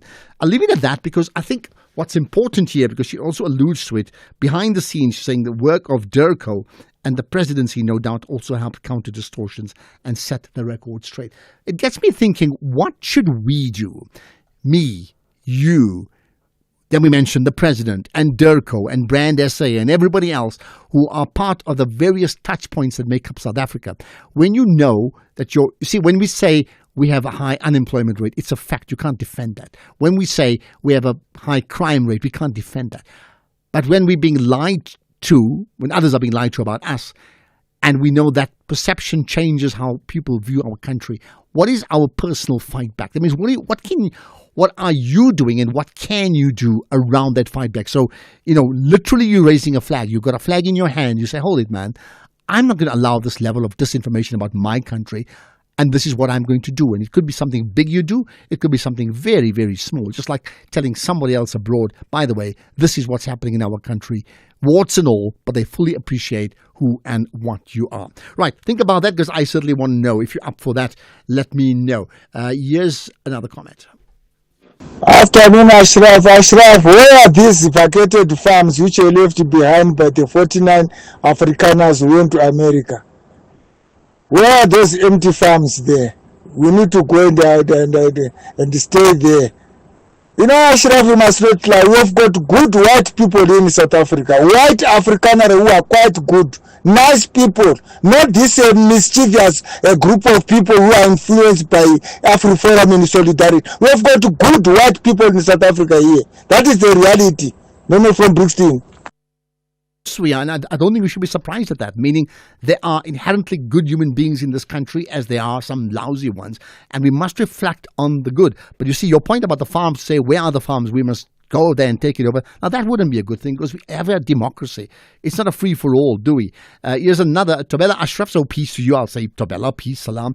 I have a flag on my office desk, at home and in the car. Our country name is not real South Africa. It's like directions. Thus, the flag is like a surname to us while we think about a real name. That could be a nation-building project, choosing a name for the southern part of the continent from Ndu in Cape Town. Well, I just love the word South Africa. So that's just my personal opinion. But I mean, I get what you're saying, excepting I'm saying the focus now is not on the name. It's like, what do we do to engender a sense of patriotism, to champion what's best about our nation right now at a time when we are under attack and we know a lot of it is just nonsense. That's really the point that I want to bring up. Let's pick up another comment, and it's something we touched on just now. Ashraf, good afternoon. Omotoso is out again, has been released again from jail. Whoever who doesn't do his job properly must start to do things right now. Really, it is really annoying. This is Concrete Bizana Erdout. Thank you. Concrete in Bizana making a very concrete statement, I think, about somebody needing to do their job. Right, let's get the news headlines. Here's Ondela. Thank you, Ashraf. On the news headlines, the ANC has rejected the U.S. decision to grant refugee status to 49 Afrikaners moving to the United States. The UN has not ruled that the group has refugee status. Union Federation COSATU has expressed concern after South Africa's unemployment rate increased by 1 percentage point to 32.9% in the first quarter of 2025. And French film star Gerard Depardieu has been found guilty of sexually assaulting 2 women on a film set at a trial in Paris 4 years ago. A full update follows at the top of the hour with Greg Rose. SAFM, guiding you through the rush hour traffic.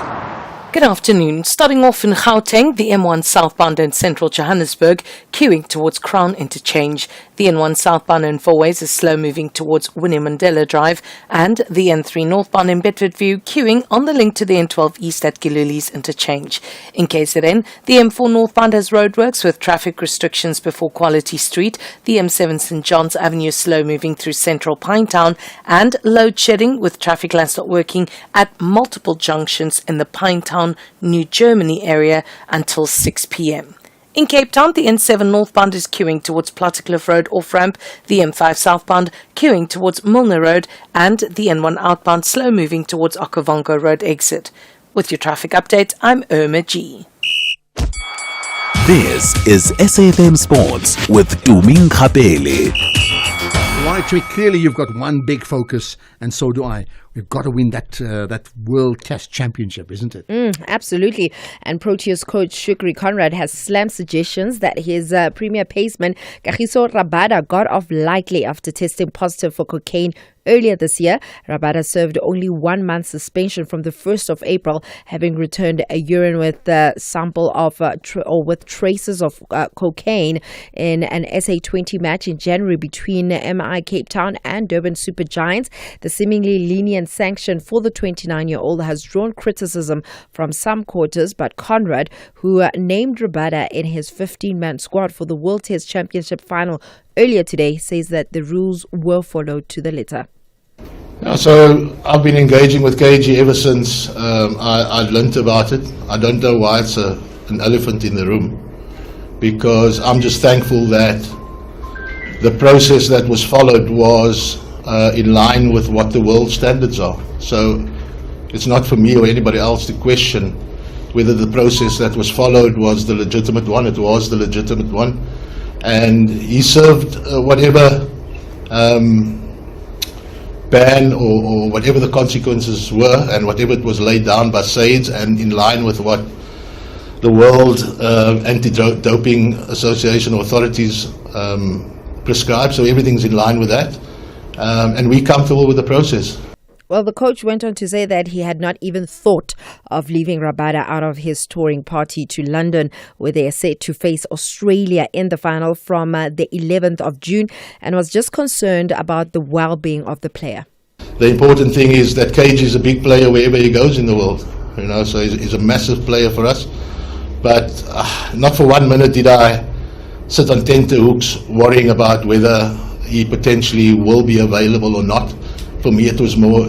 There was a bigger thing. It was whether KG is all right, and close ranks around him and ensure that he's in a good space. And because at the end of the day, we care for all our players. But he served his sentence, and all that I'm interested in now is KG producing performances that we know he's capable of.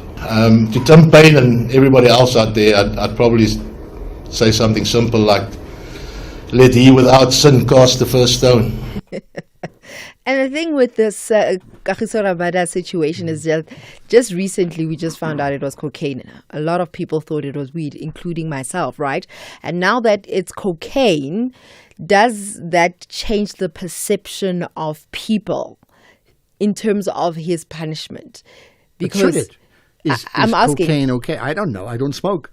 I don't know. I have no idea. But I mean, what the coach made the point, I think, and you can give me your thoughts, that this is it's a drug, but it's not performance enhancing. That's the big difference. And it's been proven scientifically that cocaine does not necessarily enhance your performance. However, I know that while they were busy trying to defend Kagiso Rabada, his legal team, they said he took it not when the game was being played, but it was a while ago. It was actually below a specific measurement of some sort, meaning he didn't take it on that day. But for me, I'm just wondering, with all these people asking Coach Conrad that why did you include him in the squad, is it because we just found out that it's cocaine? Anyway, so I'm asking. You got a quiz. What you call it? A fan line? It's a fan pulse. Fan poll. Yeah. Yes. I want to hear from our listeners. It's on X on my page, Dumin Kapele, and I'm just asking now, with all these critics, what are your thoughts about his selection? Do you think he deserves a second chance?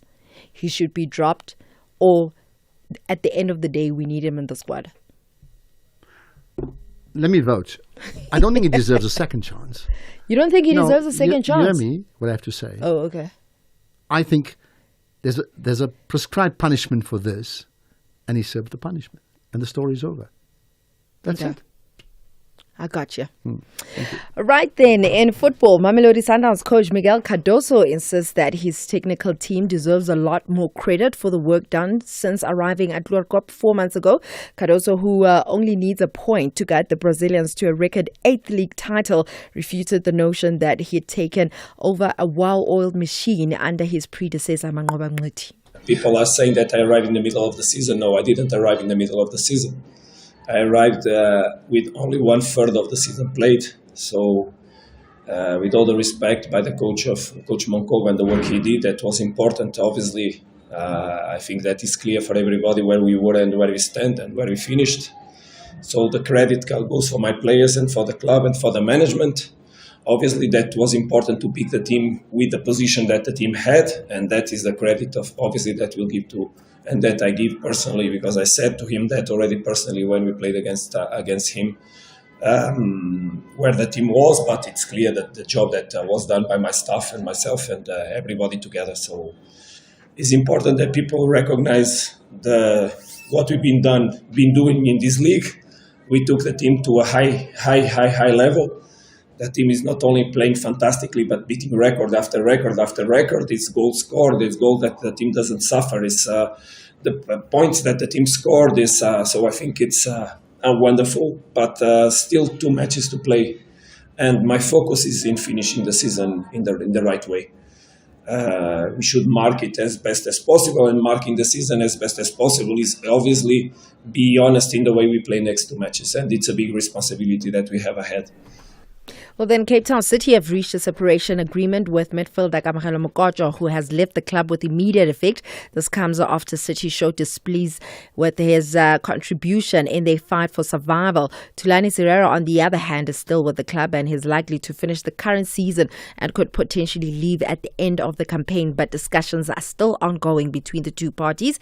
In rugby, the Stormers have been boosted by the return of tight head prop Neetling Fush for the Cape Townians' final match of the Vodacom URC League campaign against Cardiff at Cape Town Stadium. Now, Fush has completed a World Rugby Coaching Intervention Program that reduced a controversial 4-game ban for the scrum anchor by a week. In the meantime, Springbok prop Gerard Steenkamp won't be rushed back into play as Bulls Chief Jake White lauds the development of another test scrummager at Loftus.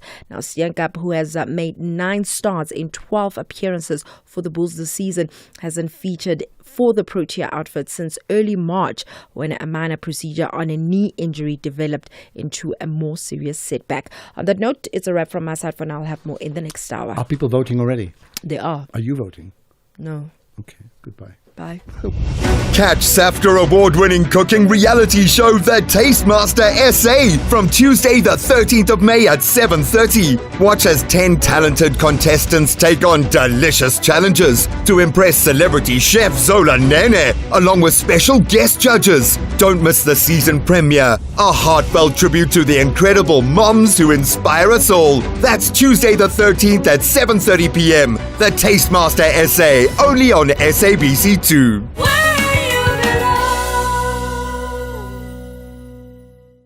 This year, our entire continent will gather. People from different places united by a common goal. To discover, to connect, and to grow. The world will get to see our vision, the vast potential that lies within an unlimited Africa, with the objective of creating market access to our vast array of leisure tourism products.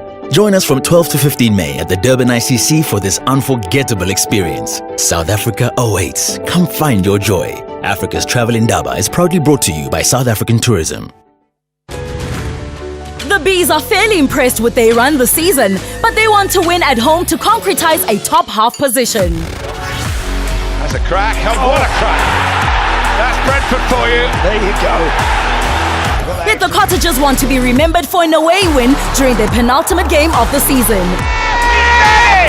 He's what an introduction! Harry Wilson makes it 2-1 to Fulham. Now go home! Off you go! This is the Premier League. Witness the mouth-watering clash between Brentford FC and Fulham FC on Sunday 18 May at 3:30 p.m.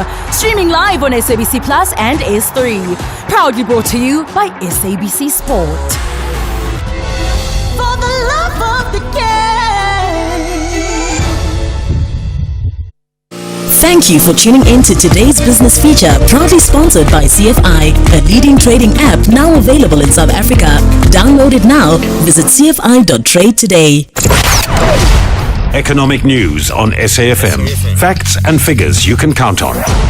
So what's with the numbers? Let's find out with Paswane Mpatlele, who's the Senior Accounts Manager at Markway Fund Managers. Right, you've got news local and global in a moment, but first, an update on Bytes Technology.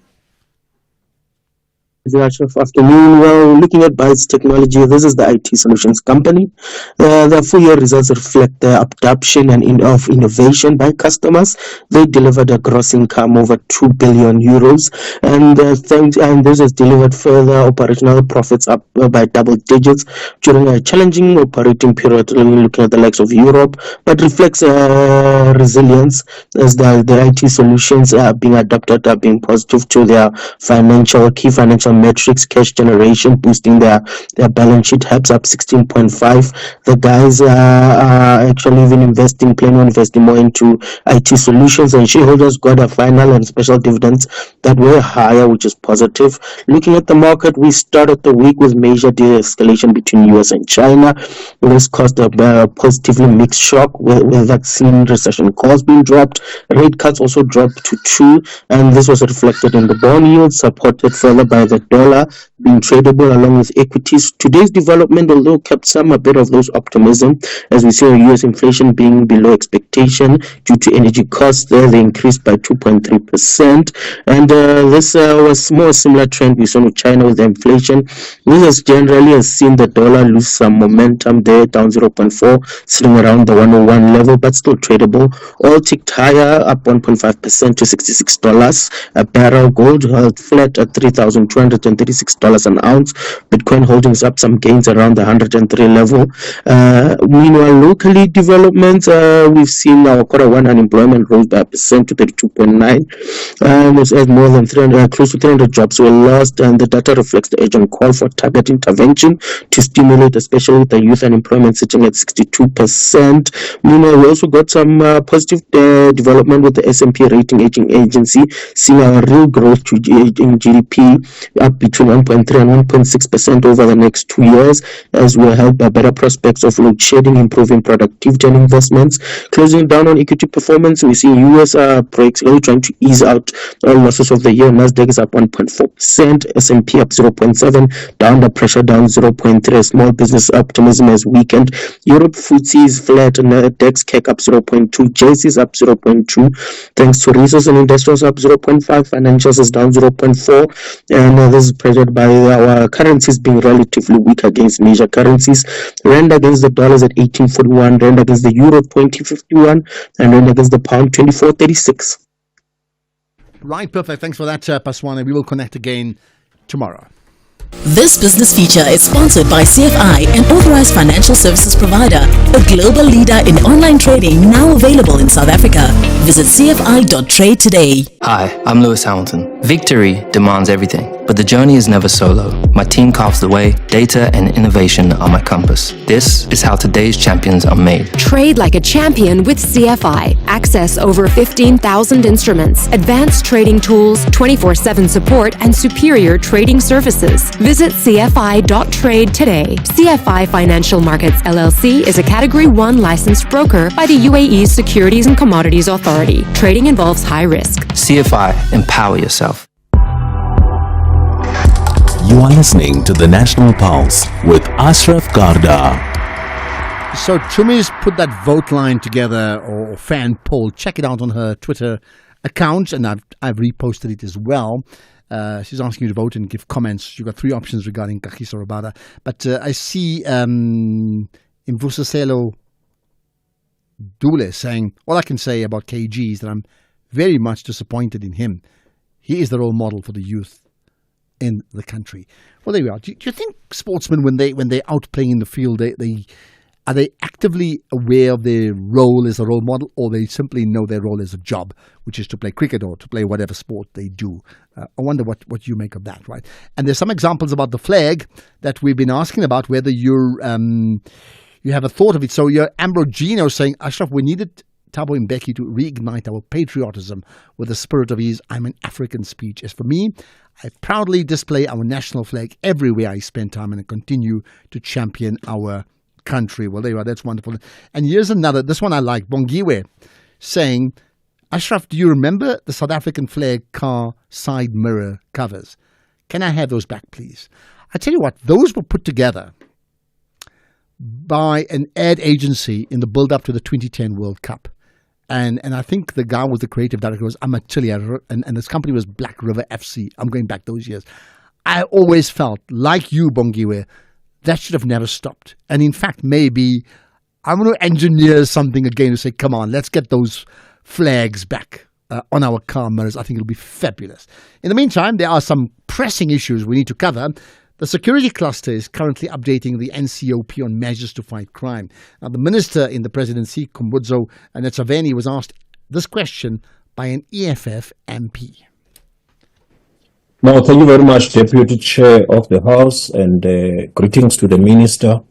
Minister, your department is in terms of its mandate, responsible for providing government with intelligence on threats to national security, national stability, the constitutional order, and the safety and well-being of the citizens, collecting analysis, disseminating intelligence to government bodies, focusing on threats of sabotage, espionage, and organized crime. So in light of the domestic extremists such as AfriForum, Solidarity, movements, and all their inner circles here in Parliament, who went to the United States to spin a narrative of victimhood, of white people being murdered by blacks, mobilizing the United States government to interfere in the domestic affairs of our country.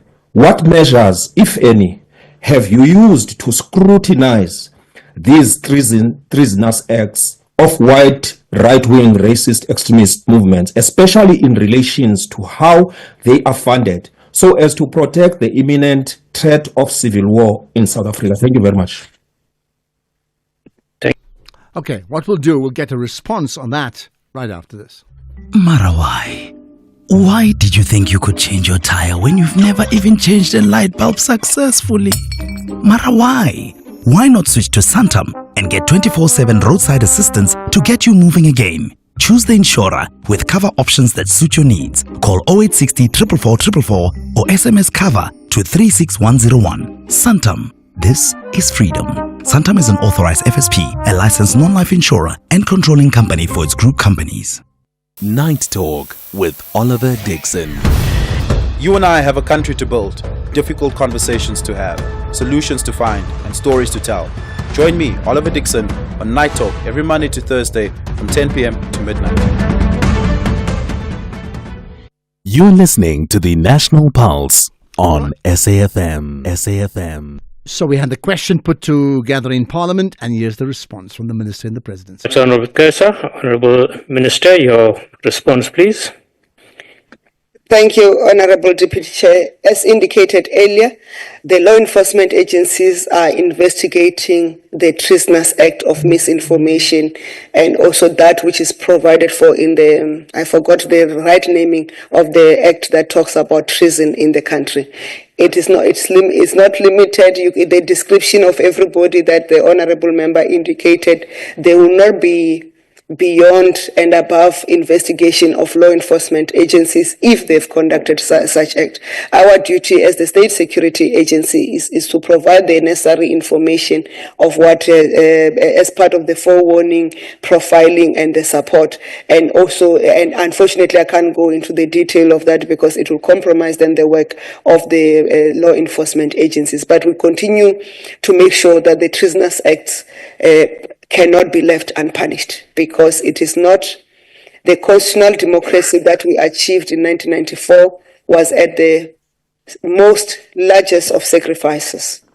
And the transformation agenda of the government to make sure that South Africa belongs to all who live in it, black and white, that South Africans are equal before the law, the South Africans can be prosperous, and the right to have not only political power but to also hold economic power as we deal with the transformation of the economy does not pose a threat to any one racial grouping in South Africa.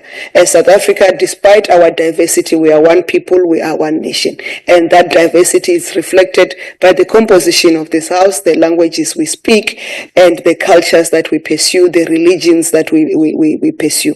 And that right will continue to be respected and promoted in this democracy. So anyone, whether they are a political structure, whether they're a civil society organization, or whether they're individuals who threaten that democracy, who threatens the security of the state, and will not leave any stone unturned to make sure that they are prosecuted by the law enforcement agencies. Thank you.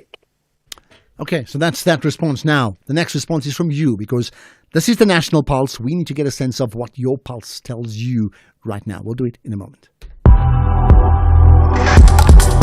Ashraf Garda on the National Pulse.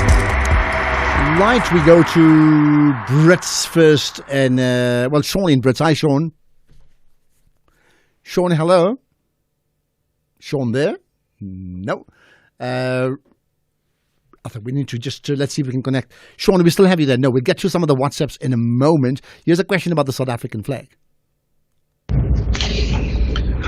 SAFM Nation, Siraj Klebecha here. Assalamu alaikum, Ashraf. Yes, we should have symbols that we are proud of. The African flag we are proud of. I love this country, I love its people. We do not have a culture like America. We have pledged allegiance to a flag, but symbols are important and we should promote ours. Yes, I often get irritated when I see in popular fashion, other symbols, other landmarks and things being displayed. We should invest more in having, our symbols of Mzansi being displayed on popular fashion items in order to just deeper ingrain that feeling of pride and love for this country. Well, I completely concur with you that one is the South African flag, but other South African symbols. I made a point. In fact, last year I was at the One Young World event in Montreal, and I obviously wore my suits because I was moderating there, but I had this South African flag lapel, and it's amazing just that flag, how many people come up to you as a form of identification because of your flag. The downside of that is what I've seen, and I raised it, I think, about a year ago. You go to some of the departmental stores in South Africa, and they've got T-shirts that, talks about University of Connecticut and, Harvard, like fashion item T-shirts. Now, I don't know why we can't create that push for these T-shirts or sweaters to be sold in South Africa of South African organizations where we have a love for our own, educational institutes compared to those that are in the USA that we have no idea where they are. We have no real allegiance to them, but for some reason we just go for it anyway. Hi, Ashraf. Is Elon Musk's father and his family part of that 49 group of these refugees to United States of America? Zolisa Kasana, Rabecha. You really want me to answer that? Of course it's not. But why are you asking that? I mean, you know that, I'm sure. Unless there's something that I don't know and you want to tell me something about that, right? Good afternoon, Ashraf. This is Wilson in Devon. I'm just checking with the Afrikaners who went overseas. Did they perhaps go with their old South African flags? And if so, would they be able to display it there?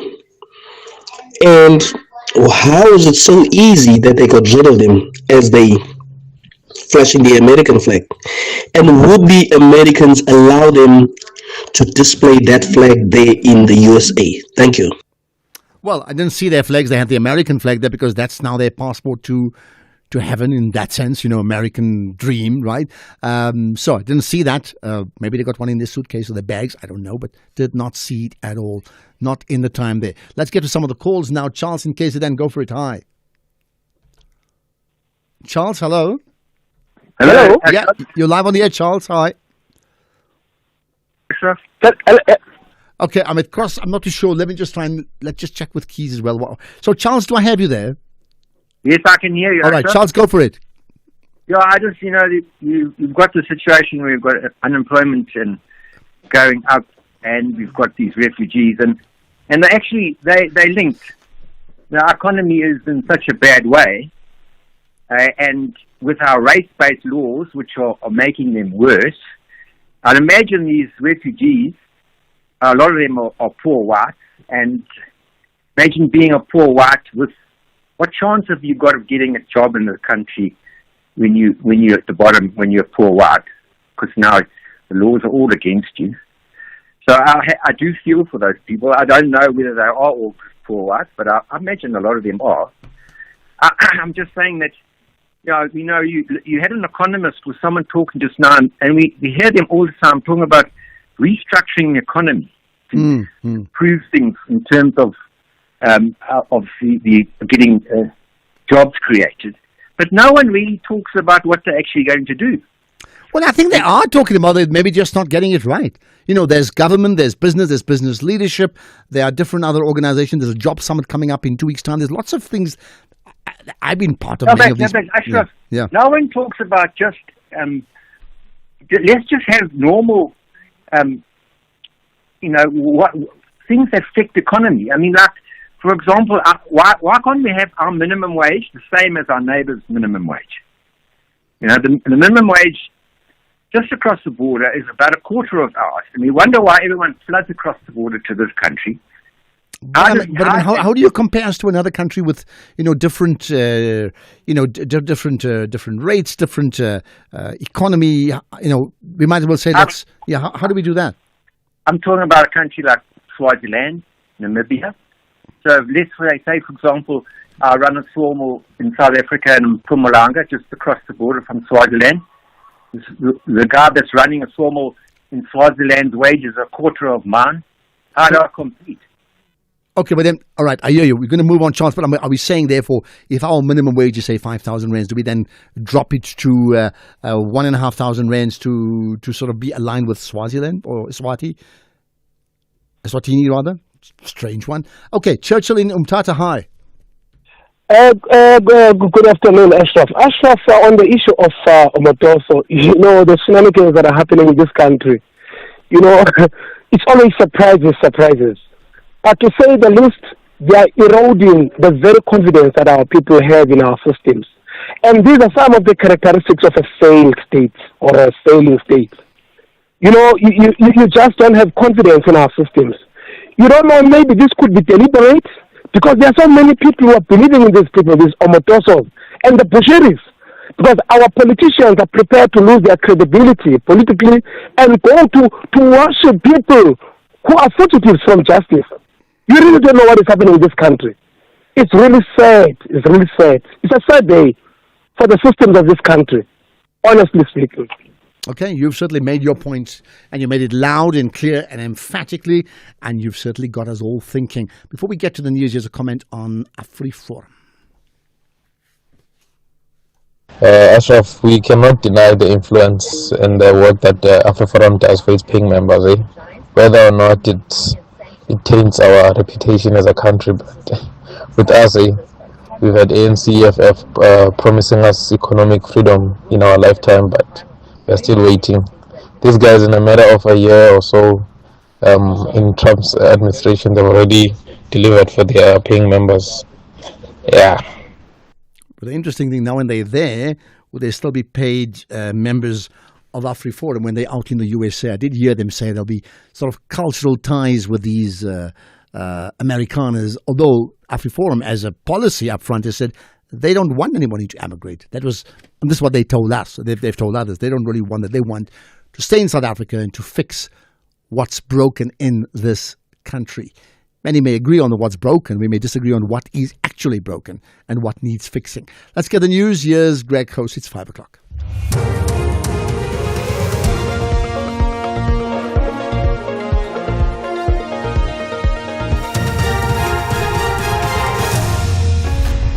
Thank you, Ashraf. ANC rejects Afrikaner refugee status and French actor found guilty of sexual assault. Good day to you. The ANC's rejected the US decision to grant refugee status to 49 Afrikaners moving to the US. The UN hasn't ruled that the group has refugee status. This comes as the administration of US President Donald Trump decided to consider applications from Afrikaners after he claimed genocide against the group was taking place in South Africa. The government in South Africa, though, has strongly rejected the accusation. ANC spokesperson Mahlengi Bengu Matsiri. No section of our society is hounded, persecuted, or subject to ethnic victimization. These claims are a fabrication and a cowardly political construct designed to delegitimize our democracy and insult the sacrifices made by generations who fought for freedom. The misuse of refugee protections to shield right-wing anti-transformation elements is a violation of the spirit and letter of international law. Meanwhile, a Democrat senator who serves on the U.S. Senate Foreign Relations Committee, Jean Shaheen, says it's baffling why the Trump administration is admitting white Afrikaners for resettlement while continuing an indefinite suspension for thousands of other legitimate asylum seekers. This comes as the presiding bishop of the Episcopal Church told the U.S. government that it wouldn't help resettle the Afrikaners. Sherwin Bryce Peace reports. Bishop Sean Rowe writes that the church would not help with the resettlement of the newly arrived white South Africans, arguing that it was painful to watch one group of refugees selected in a highly unusual manner receive preferential treatment over many others who had been waiting in refugee camps or dangerous conditions for years. The church will now end its decades-long refugee resettlement partnership with the federal government. While Senator Jean Shaheen described the admission of Afrikaners in front of others in line as a clearly politically motivated decision and an effort to rewrite history. Concerns over the future of indigenous languages have been raised as South Africa marks 100 years of the existence of the Afrikaans language. It was recognized as an official language in May 1925 and is the third most spoken language in the country. According to the 2011 Stats South Africa census, 13.5% of the country's total population speak Afrikaans as a first language. AfriForum's Alana Bailey. AfriForum is elated about the celebration of a centenary of Afrikaans as official language in South Africa, and we hope that in the future many more South African languages will have a similar cause for celebration. At the same time, we are really concerned about the future of Afrikaans and other indigenous South African languages, as English is so dominant at present in the public domain. We should take great care of our indigenous languages. Labour Federation COSATU's expressed concern after South Africa's unemployment rate increased by 1 percentage point to 13.9% in the first quarter of 2025. COSATU's parliamentary coordinator Matthew Parks. The expanded definition of unemployment has increased by 1.2% from the previous quarter, so now at 43.1%. So that's quite depressing. So this is for the first quarter of the year, so it reflects normally a little bit of a post-Christmas holiday, post-festive season slump, so to speak. There's normally quite a bit of a pickup in the fourth quarter of the year because that's Christmas. The retail sector, the tourism, the hospitality sectors have quite a bit of a pickup. French film star Gerard Depardieu has been found guilty of sexually assaulting 2 women on a film set in Paris 4 years ago. He was given a suspended jail term of 18 months. The 76-year-old actor was accused by the 2 women of groping them during work on a film. He's denied the allegations and his lawyer says they will appeal. The BBC's Hugh Schofield has more. The fall from grace of perhaps France's most famous actor is now established with this guilty verdict for sexual assault. The judge said there was no reason to doubt the word of the two women victims who told the court how the actor had touched them on intimate parts of the body using lewd language. Gérard Depardieu denied the charge, saying that if he did touch them, it was accidentally. But he also implied in his testimony that he did not consider touching a woman to constitute sexual aggression, a remark which did not impress the judge. The plaintiffs said that they were happy with the verdict and that they hoped it would signal an end to sexual abuse in the French film industry. Top story, the ANC's rejected the US decision to grant refugee status to 49 Afrikaners moving to the US. That's SAFM News, I'm Greg Khos. In sports this hour, Bavuma backs Rabada, remainder of IPL to be held between the 17th of May and the 3rd of June, and Djokovic and Murray split after 6 months. More details at 5:30. SAFM, guiding you through the rush hour traffic. Good afternoon. Starting off in Gauteng, the N1 northbound in Midrand is slow moving towards Samrand Road, the R24 westbound in Edenvale queuing towards the N12 highway merge, the M1 northbound in Boysons queuing at Crown Interchange, and the N14 northbound in Pretoria has delays towards the R101 interchange. In KZN, Umgeni Road westbound slow moving at Alpine Road, the M7 eastbound queuing at the N2 highway, and the M7 queuing at South Coast Road. In Cape Town, the N1 outbound queuing towards Okavango Road, the N2 Nelson Mandela Boulevard outbound queuing towards Hospital Bend, and Imam Harun Road eastbound in Lansdowne queuing towards Racecourse Road. With your traffic update, I'm Irma G. Whether it is a CCMA referral, problems with a mechanic, or unfair blacklisting, Clientele legal plans are affordable, and you receive up to 670,000 rands worth of legal services per year. We cover civil, criminal, and labor-related matters. Our legal team will be your support 24 hours a day. SMS SAFM to 32195. That's SAFM to 32195. Clientele General is an authorized FSP and a licensed non-life insurer. T's and C's online. Standard rates apply. The Morning Brief. Why are you not making a specific allegation that says this judge that presided over this issue, we believe, is taking some gratuity from somewhere or has business interests that are supplementing their lifestyle, etc.? No, it's not the case. And we're calling for a lifestyle audit on the basis of that. And I think the point that you're making, actually, you're answering it yourself. So let's allow for a process where effectively we call upon a lifestyle audit. We as parliamentarians, by the way, are held accountable. So the reality here is that we are calling for a lifestyle audit. We're saying let that be made public and let's see if there's any allegations that come from that. But I can tell you now, we're aware of certain judges that have been influenced and that will come out. That's Nhlamulo Ndlela, who is the MK Party national spokesperson. This is Dula Sizwe Simelane on The Morning Brief. Find the podcast at safm.co.za.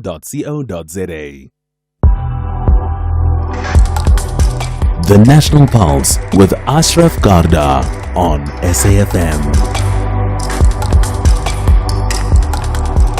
You're listening to the National Pulse, weekdays 3 to 6 p.m. So we're going to talk about the Africa CEO Forum just now. Remember, the President of South Africa has been there as well. That's taking place in Ivory Coast or Cote d'Ivoire. We'll talk about that just now. But in the meantime, let's talk about the unemployment numbers. So, early on we chatted to the Statistician General, and those numbers now 1% down in the first quarter of 2025, already from a very, very high base, of high unemployment. And in terms of actual numbers, the job shed is 291,000. You got that?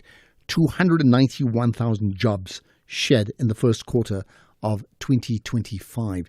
Now, there's no nice way to put that. That is a disaster, really. But we've had different opinions about it, and just comment. Let's get to, and of course, many people looking at solutions. Let's get the thoughts of the COSATU Parliamentary Coordinator, Matthew Parks. Matthew, appreciate your time. As always, you're on the National Pulse. Good afternoon. Thanks for having us. Thank you. Right. So we know where you sit in from a COSATU perspective, but when you get to know the numbers of a 1% drop in almost 300,000 shedding of jobs, how does a labor union like COSATU, for example, respond to this? Well, I think you described it accurately. It's a disaster. we know we're now at 43.1% expanded definition unemployment. Youth unemployment is pushed up to about 72%, so that's just an absolute disaster. There's no way of putting sugar around it. Of course, to be fair, to give a bit of context, it's for the first quarter of the year, so there always is a slight decrease in employment, because normally the last quarter of the year, the December period, you have an increase because of the festive season, where retail, hospitality have a spike. People go on holiday, they go shopping, they go traveling, etc.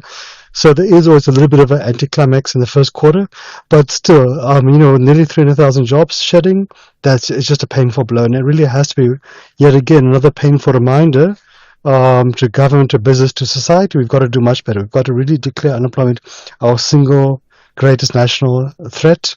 We've got to treat it like we treated the COVID-19 pandemic, and really have every single resource, public and private, thrown at it, because you can't sustain a society where 4 out of 10 people just can't find work. You can't sustain a society where 7 out of 10 young people don't feel they have a hope of finding work. Why do I get a sense that, you and I, as we talk now, if we had the same conversation even 5 years ago, essentially we'd be saying the same thing, because that trajectory that's going upwards of unemployment rate hasn't really changed. It's just like as usual, and it just goes on, and it's bigger, and the numbers are bigger, and nothing's changed.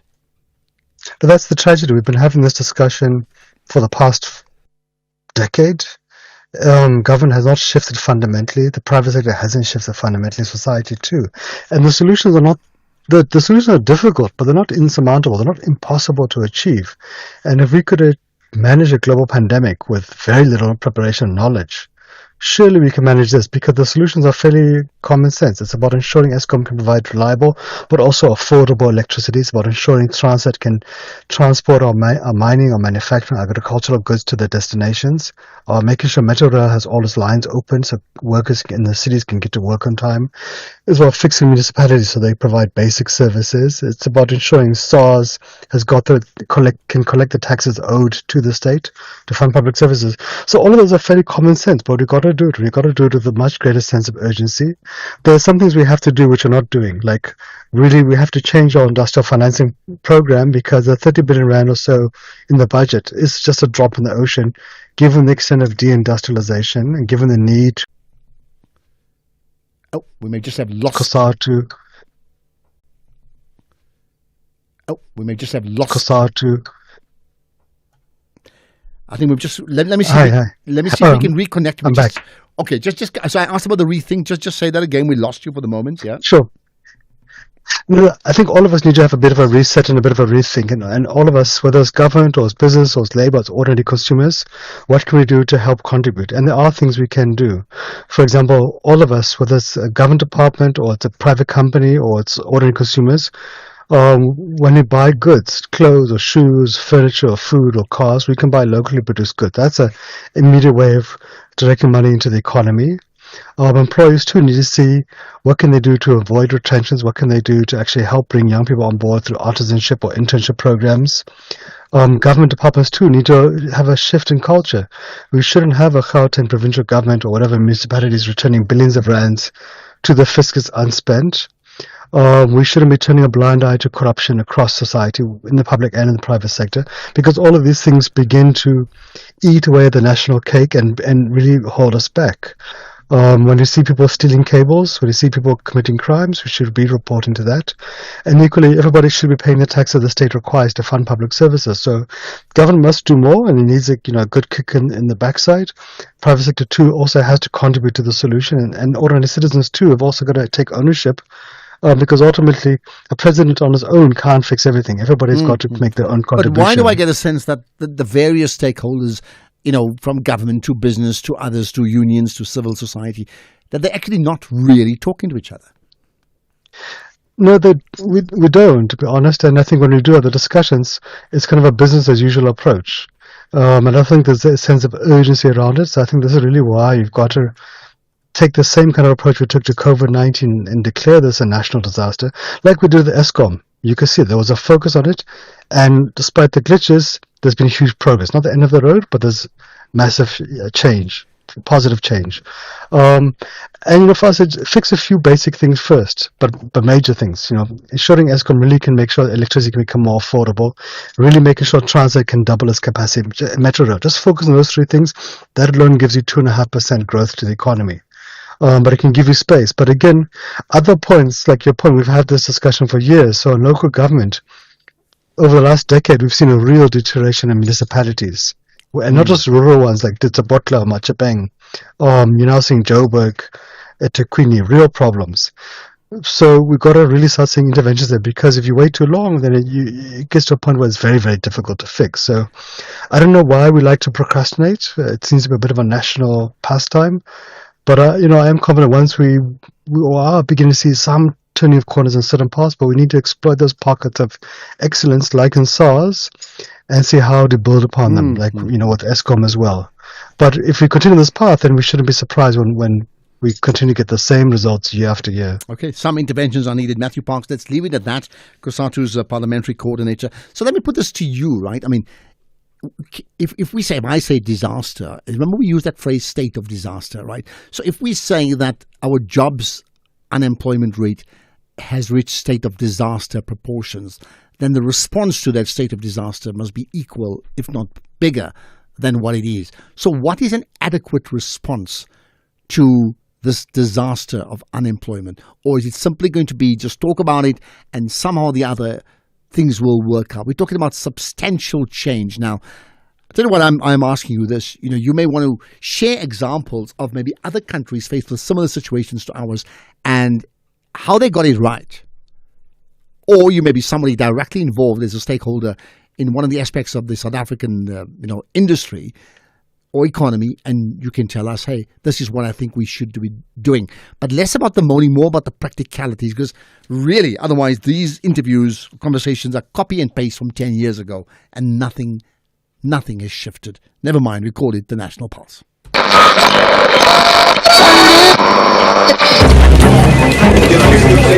Amidst misinformation and disinformation, where can we find reliable news? Turn to radio, your trusted source for truthful updates. For over 3 decades, we've upheld integrity as a signatory to the BCCSA Broadcasting Code of Conduct. Count on us for news you can trust. Say no to fake news. Radio, keeping it real since day one. A message from the National Association of Broadcasters. Tune in, trust, and stay informed. The National Pulse with Ashraf Garda. Weekdays, 3 to 6 p.m. Right, so I look forward to your conversation. We'll get to the Africa CEO Forum in just a moment. But in the meantime, make a note of this, right? The city of Durban is ready to roll out that red carpet for thousands of delegates and influential buyers who are gathering from across the globe. This is, from the 12th, which is like now, yesterday, all the way up to the 15th of May, to attend Africa's Travel Indaba. The premier travel exhibition stands as the continent's flagship event, showcasing the very best that Africa has to offer in leisure travel. Visit Durban to explore and experience the city's unique offerings firsthand, from breathtaking hikes, thrilling indoor and outdoor adventures, vibrant culture, stunning natural landscapes, and world-class attractions. I'll give you a website. Visit Durban.travel, and there's many hashtags, but the one to make a note of is Africa Travel Indaba. Hashtag Africa Travel Indaba. The National Pulse, weekdays, 3 to 6 p.m.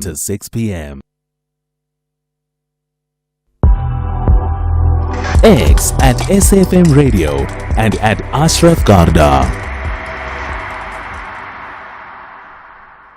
All right, let's move on to another issue, which is a fascinating development that takes place, which is the Africa CEOs Forum. Now, you may know we touched on it yesterday, and it's underway in Abidjan, Ivory Coast, Cote d'Ivoire. The event serves as a platform for multinational CEOs on the continent, investors and government leaders to gather and conduct high-level meetings on innovation and business ideas. It sounds pretty straightforward. Does it really work?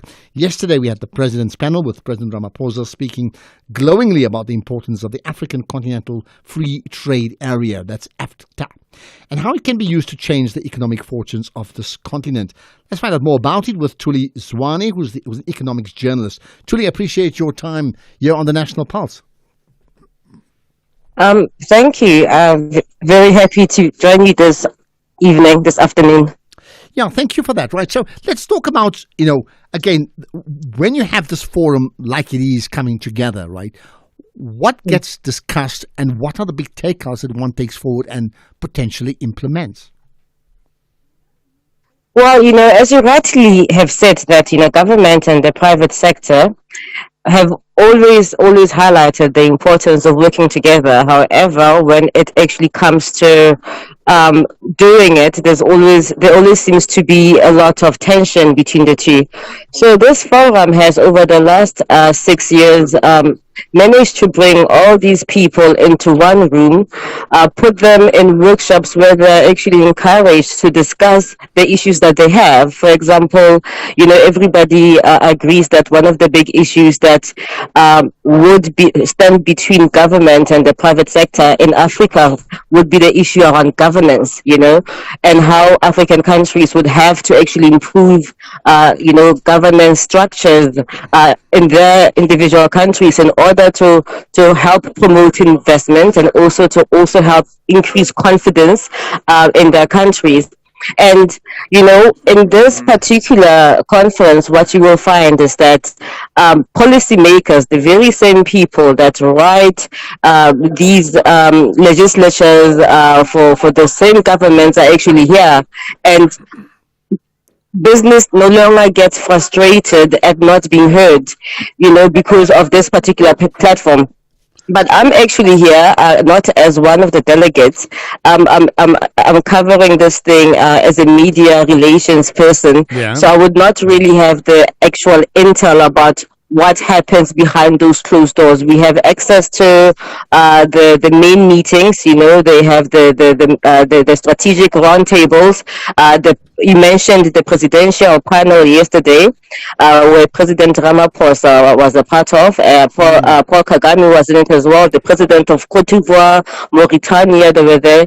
So are you able to tell us much about that? I mean, I know you were not on the inside of those meetings, but what came out of those conversations, the presidential conversations? Well, yes. The big issues that were highlighted here were the issues around trade wars. No one can actually ignore that with what's happening.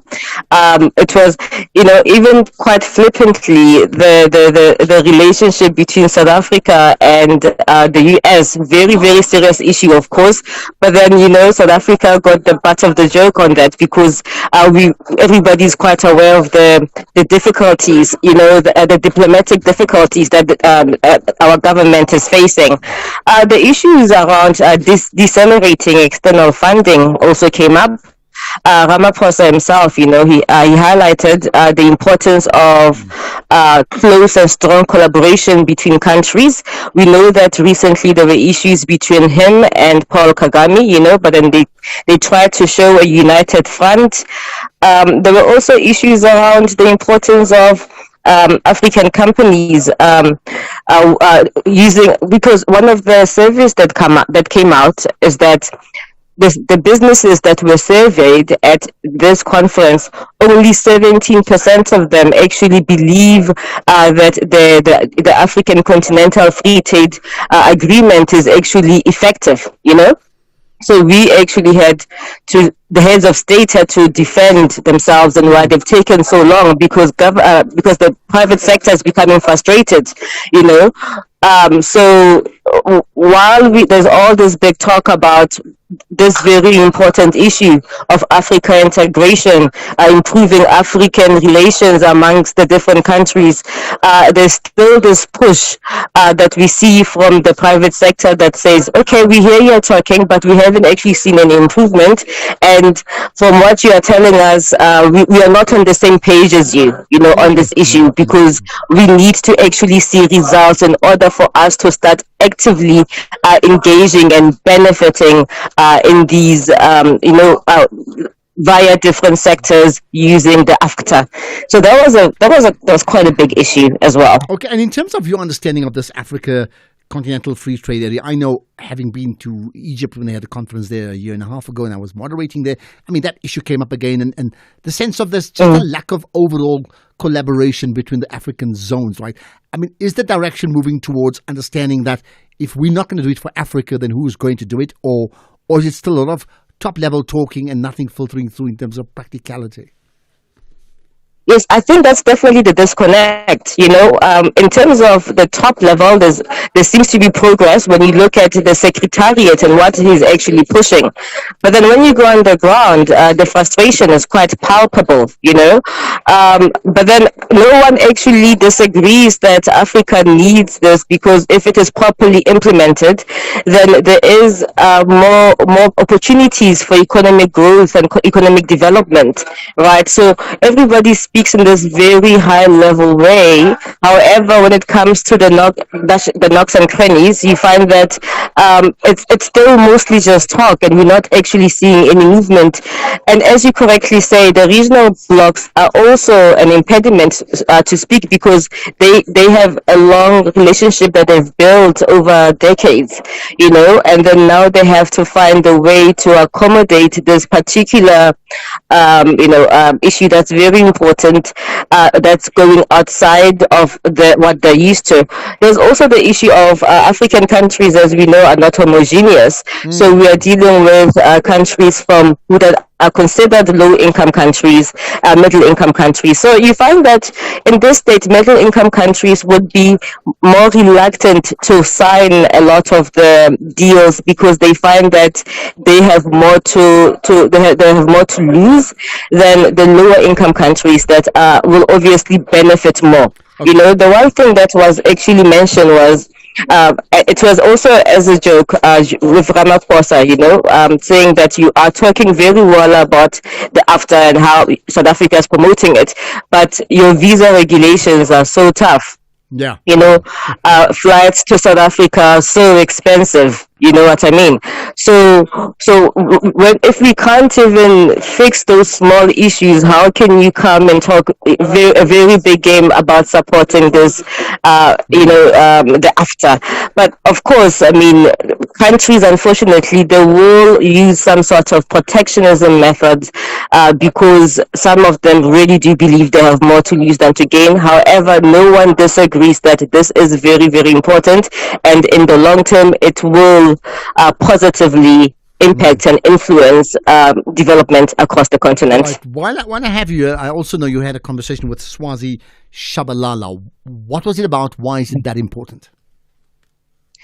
So, there is also, because this is the first time South Africa is actually having this very strong show at the Africa CEO Forum. We've never had the president, we've never had so many South African ministers here. So there is talk that they are here to support Madame Swazi Shabalala in her candidacy to become the president of the African Development Bank. So, however, yesterday in our conversation, we basically spoke about her vision and the strategy that she has should she actually become elected president. She will focus on large-scale infrastructure, financial innovation, and transformation of the AFDB. These are very big issues across the continent. Her strategy is called Lift Africa, and then she passionately discussed it. For example, in terms of large-scale infrastructure, they would look at renewable energy, improving digital, and also improving transport support. We know that logistics are a major issue, not just for South Africa, but across the entire continent, especially with our very weak ports as well. So this is something that she will focus on, infrastructure development. In terms of financial innovation, she spoke about blended finance and risk-sharing tools and building strong relationships. I mean, that's another way that the public sector, for example, needs the private sector, in that if the private sector comes to play, then everything becomes de-risked, right? Because the risk is way too high, where interest rates that are charged, for example, charged for the public sector would be much, much higher than those that are charged for like AAA financial institutions, right? So it becomes very, very important to actually see this integration between the public sector and the private sector. If we have such a big African bank like Access Bank, actually going into a deal with like a government, you find that the return on investment is higher because of literally the de-risking of the deal is stronger. And then basically the one issue that has always plagued the African... wrap up very quickly in one final point. Yeah. Okay. Yes. One of the big issues that has plagued the African Development Bank over the years is the lack of transformation. So that is one of the things that she spoke about, that this is something that her strategy would look to do. Push transformation within the bank. All right, let's see what happens when all that finally does happen. Much appreciate your time. That's Thuli Zwane, and she's referring to Swazi Shabalala and the push for heading up the African Development Bank. Let's get to the news headlines. Here's Greg House. Quick look at the headlines. The Road Traffic Management Corporation says the bribing of law enforcement officers by motorists is a growing problem. The ANC's rejected the US decision to grant refugee status to 49 Afrikaners, and a court in Kenya has approved the extradition of a former Afghan MP to the US. There's a full update at 6 o'clock. SAFM, guiding you through the rush hour traffic. Good afternoon. Starting off in Gauteng, the N1 northbound in Pretoria is a crash reported at the N4 highway. All lanes are open. The N12 westbound queuing towards the N1 Diepkloof interchange, and the R24 eastbound in Kempton Park has a crash near Barbara Road. In KZN, the N2 northbound as a stationary vehicle before the M41 gateway exit, the M4 northbound roadworks with traffic restrictions before Quality Street, and Chris Hani Road westbound queuing at the N2 highway. In Cape Town, the R300 westbound in Mitchells Plain queuing towards the M7 Jakes Hadwell Drive junction, the M19 westbound in Melkbosstrand queuing towards West Coast Road junction, and slow-moving traffic reported on the Campground Road and Palmyra Road routes. With your traffic update, I'm Irma G. This is SAFM Sports with Tumi Nkgapele. Okay, right, Tumi, there's a big focus on that critical cricket test final. So Temba Bavuma's on your agenda, right? Yes, he is on my agenda this hour. He says that he is supporting Kagiso Rabada and says that they fully agree with the processes that were followed. The two have been close since coming up at the lines together. And Bavuma says that they also have a personal conversation regarding the matter. Cage is obviously a close friend of mine, so I would have supported him as much as he needed me to. I'm not going to dive deep into our conversation as friends, but I think from a captaincy point of view, to reiterate the sentiments that the coach uttered earlier, we're happy at the process. That's past us now, and I think now it's more a focus on the individual, the human, making sure that he continues to get the support that he needs, and that he will be in the best state to perform the way that we know him to perform. Well, still staying with cricket, the remainder of the India Premier League will be played between the 17th of May and the 3rd of June across 6 venues. The T20 tournament was paused last week due to clashes between India and Pakistan, but the Board of Control for Cricket in India has decided to stage the 17 outstanding matches following a ceasefire agreement. In football, today will mark Orlando Pirates coach Jose Rivero's last match for the club as they face Golden Arrows in the Betway Premiership after the club granted him an early release from his contract. He's set to join a new club, and after today's game, Pirates must still play TS Galaxy, SuperSport United, Amazulu and Magezi, and they will be overseen by assistant coach Madlang Tsigazi, who will be in charge or who will take charge of the team on an interim basis. And I must say, looking through the socials, Ashraf, a lot of people loved Coach Rivero. They did like him, eh? They loved him. Not even they loved him. Well, Al Ahly loves him enough to pay him even more. Yeah. But I get your point. Revered. Mm-hmm. Absolutely. That is the right word. Elsewhere, Goodison Park is to become the home of Everton's women after the club scraped plans to demolish the 132-year-old stadium. The Blues will move to their new 53,000-seater arena at Bramley Moor Dock this summer. In tennis, Novak Djokovic and Andy Murray have ended their coaching partnership. This was after the two agreed to part ways, meaning that Murray will not be with Djokovic for Wimbledon in July.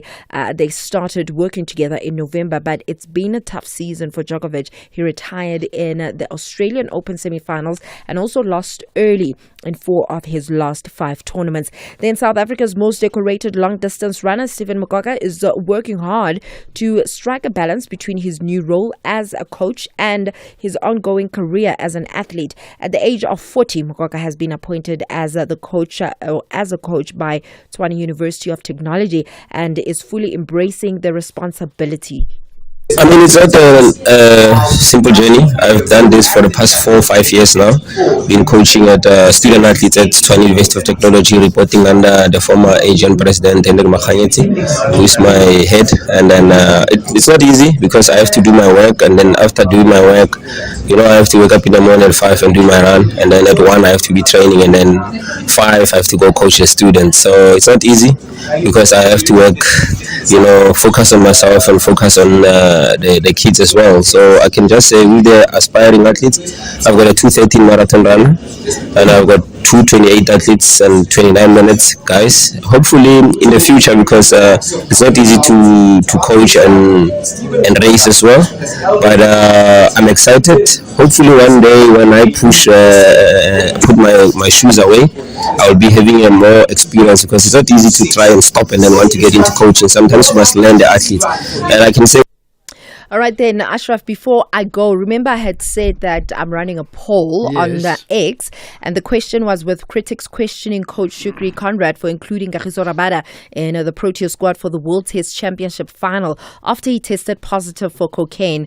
What are your thoughts on his selection? Just to give you some of the comments that people are saying. We've got one from Eugene saying it was in his own personal time. Lots of public figures do drugs.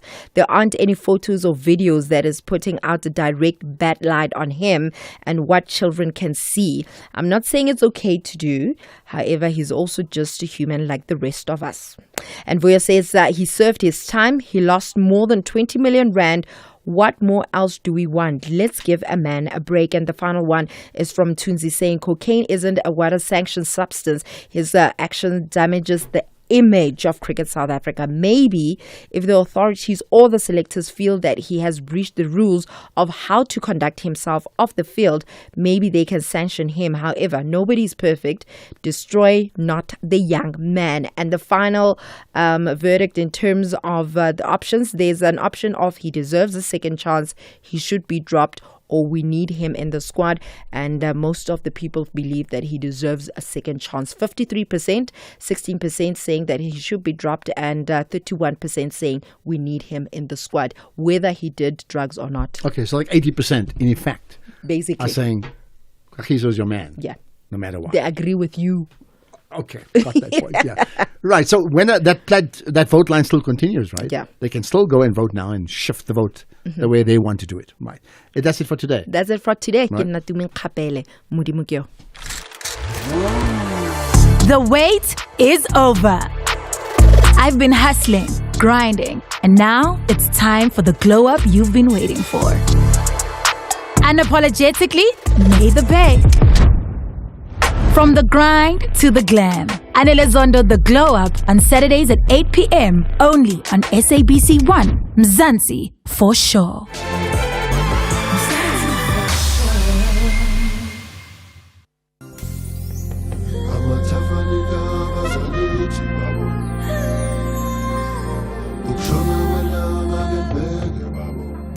This May, SAFM celebrates Africa Month with you as we honor the legacy of the Organization of African Unity. We bring you rich conversations and stories that shape the continent.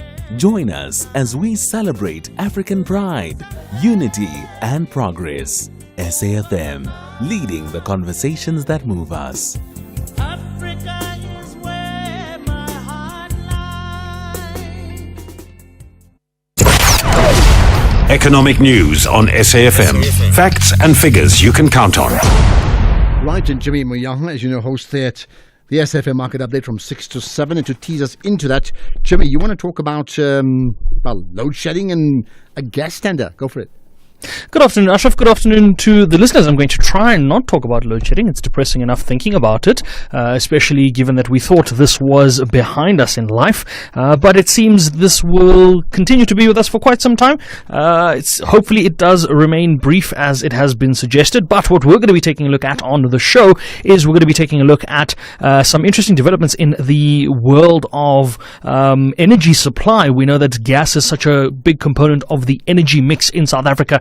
And with the Sasol Mozambique gas pipeline arrangement coming to an end imminently in the next couple of months or so, we're taking a look at what alternatives are out there. There's a gas tender for around 15 billion rand that was awarded in the Northwest to a company that seemingly might not even be registered with the CIPC. We're going to be looking at that in the context of the models under which it was awarded, things like the build, operate and transfer model that we've seen the government be very big proponents of, and the public-private partnerships. And we're going to take a look at this with a specialist from the SA Oil and Gas Alliance, trying to understand, of course, from an energy mix perspective, how we optimize that so that things like load shedding, things like this power supply of the country are manageable for the population that we have. So, interesting conversation there that I'm going to have with Craig Morkel. I look forward to that. Then I've also got a conversation with the team at Luno around the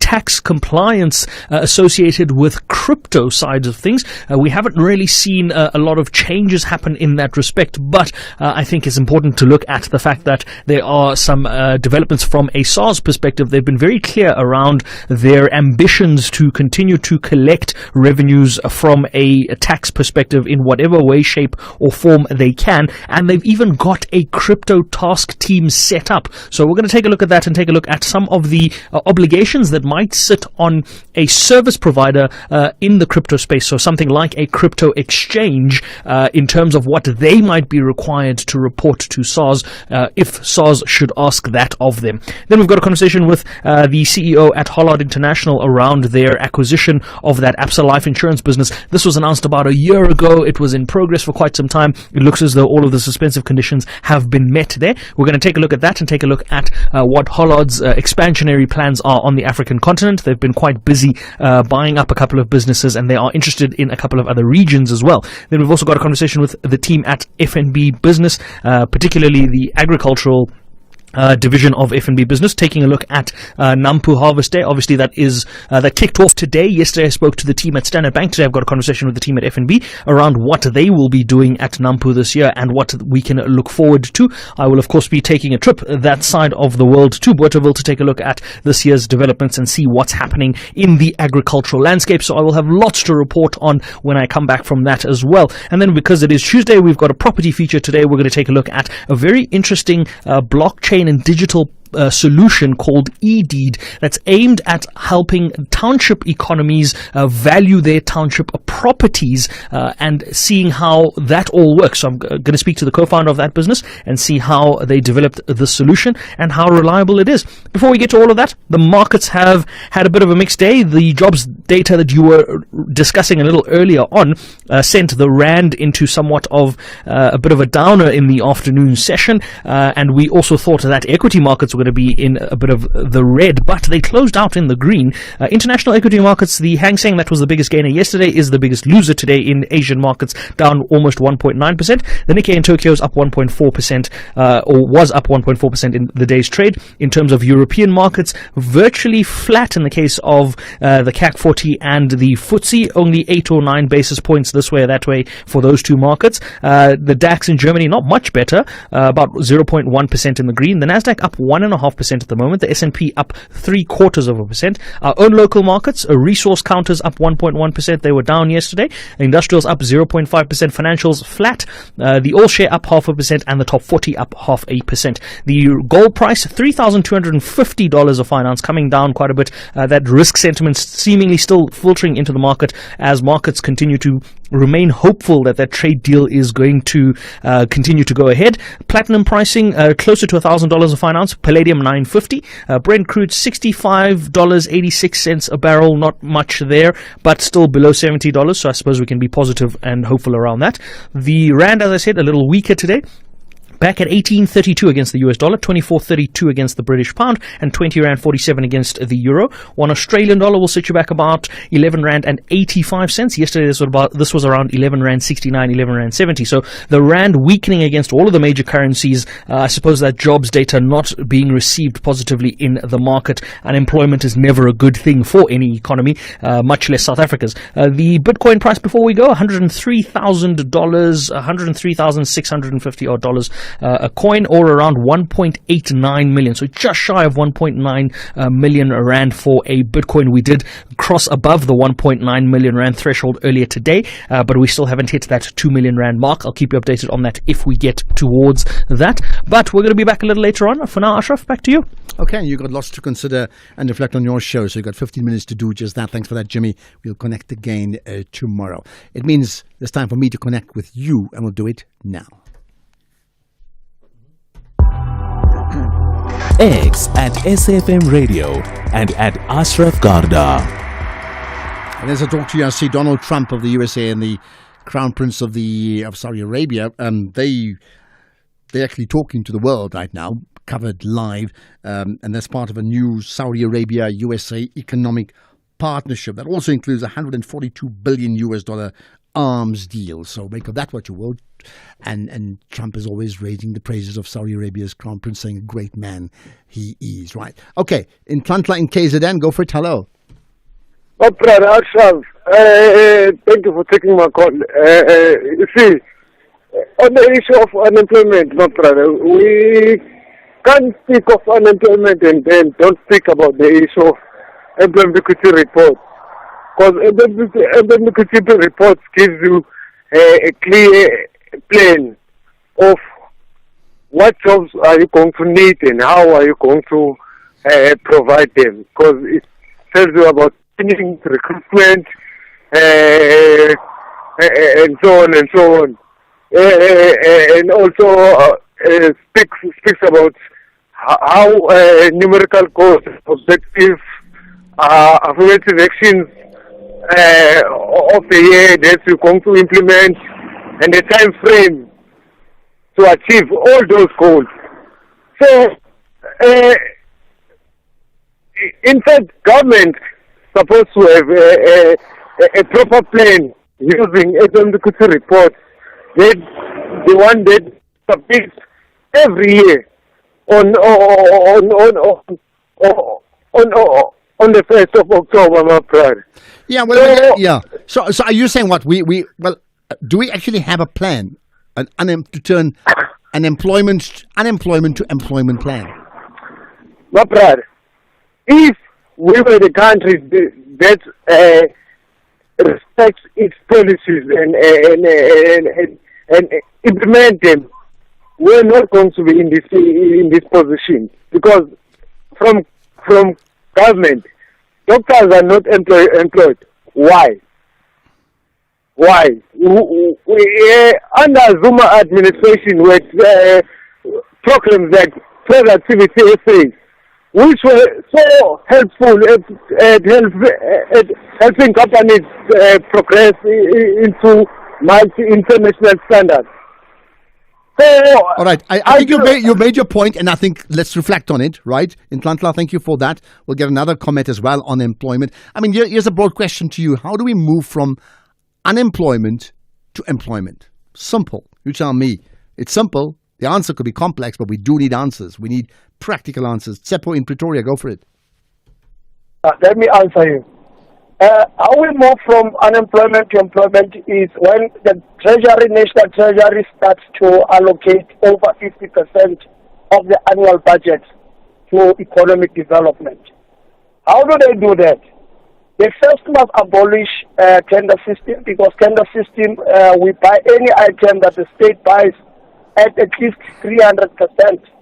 It's for instance, it would be a bottle of water. A bottle of water that costs 15 rand, we buy it for 60 rand. So that's more than 300%. Yeah. So we need to abolish tender system and go direct, and because that will. But how do you replace that? If you, I mean, when you say go direct, so they you know, let's say the railway, SA Railways needs someone, PRASA needs someone to they need to get trains from, right? Who do they go to if there's no tender system? Yeah, they go directly to the company that produces trains. But if there's more than one company? If there's more than one company, a portion will go to one company, AP, but they must go direct to cut the middlemen, because there are about 3-4 middlemen on a transaction of procuring trains. And all of those middlemen, they have their own margins. In the main, their margins are beyond the norm. They go for 40%, 50%, depending on who is the middleman. Even a politician, they go 50%. Number two, lastly, is to reduce municipalities. So municipalities, it will reduce them from 257 to 44, which is, if a district becomes a local government, a district municipality becomes a local government, will only have 44 local governments and 8 metros. Okay. And that will return a lot of money back into the state. The trouble is, who's got the political will to do just that? And I don't know, because of some of the issues we've spoken about around the GNU and other things too. Seppo, thank you for that. We're going to move on. Lots of comment about unemployment. I want to pick up on that one. How do we move from South Africa unemployment to South Africa employment? How do we make that shift between the two? I'll get to some of your calls as well and voice notes after this. Save and win a car with Spar, for real. Stand to win one of 50 fiery red Hyundai Grand i10 sedans. Buy any participating products and swipe your rewards card to enter. Get 450 gram Bacoma Wheat Bix, original only, for $24.99, plus 50 megs free data on Spar Mobile. Or 200 gram Baker's Murray biscuits. Buy any two for 30 Rand, plus 50 megs free data on Spar Mobile. Price is valid until 19 May, while stocks last. T's and C's apply. Banyana Bus Style are confident nothing will stop their winning mentality, while Richmond United ladies are highly spirited to display a first-class performance. Gauteng is up against Northern Cape. This is the Hollywood Bet Super League. Catch the delight of Mzansi's women's football, Mamelodi Sundowns Ladies FC versus Richmond United Ladies on Sunday 18 May at 2:30 p.m. Streaming live on SABC Plus, SABC One and SABC Sport on DTT Channel 4. Proudly brought to you by SABC Sport.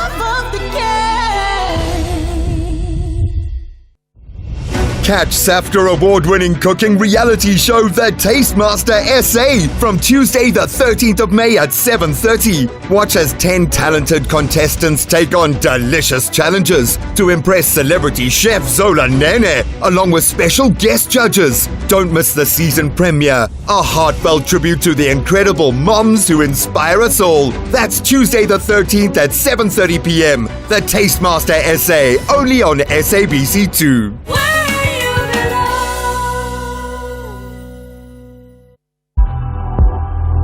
X at SAFM Radio and at Ashraf Garda.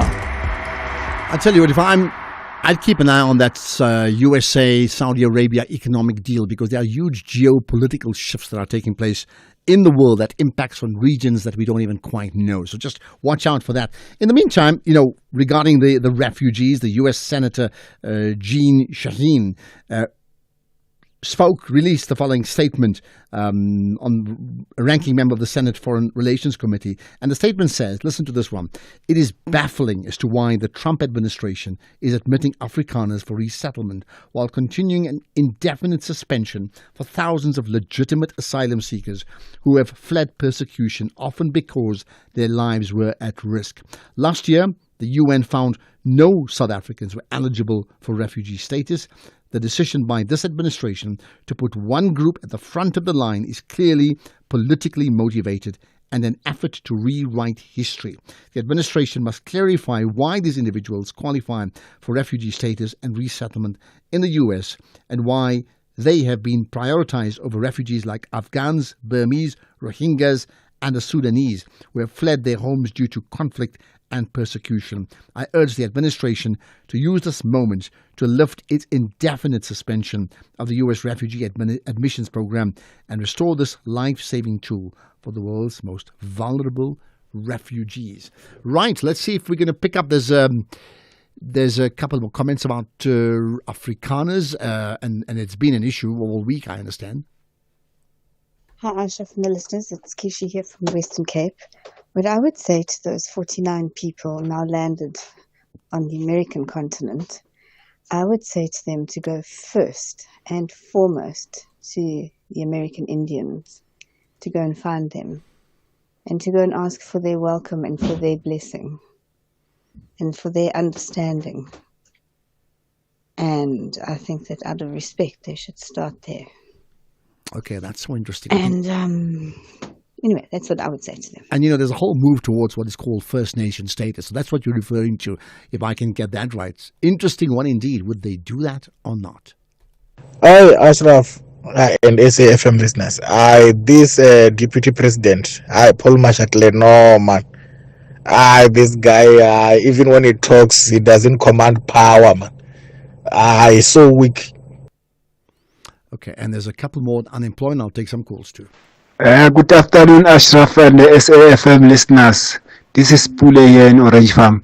Ashraf, my thought about this increase in unemployment, I think is the school leavers and the graduates, because after they've studied, what do? They don't get the job. So it's those numbers that have added in the unemployment, because they enter there if they have finished their schooling or graduated. So that's how I take to this thing.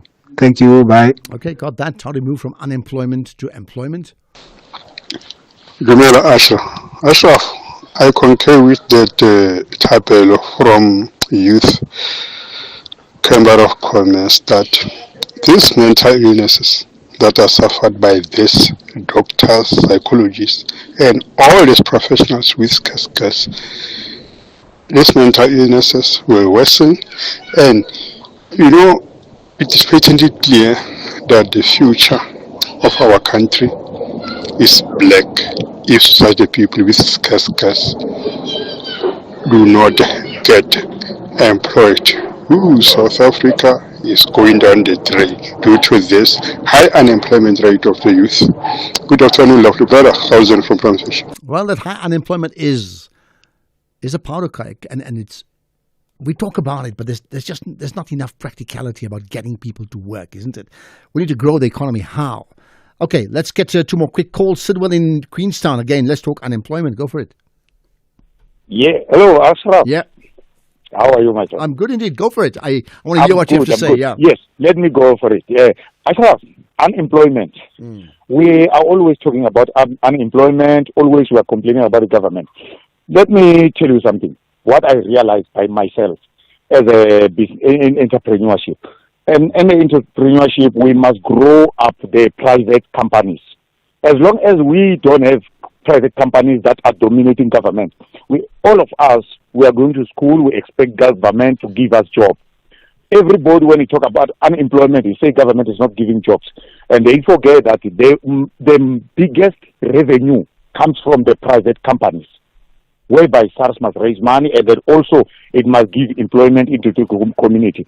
First of all, what government... But the private companies are already paying taxes, for example. If you want to give them more, they're going to make them unattractive to be in South Africa. Why would they want to stick around here? Ashraf, let me show you something. You look at the places like Queenstown, you look at the places like in... Queenstown, let me specific, because it's the place that I analyze as well. I'm staying here.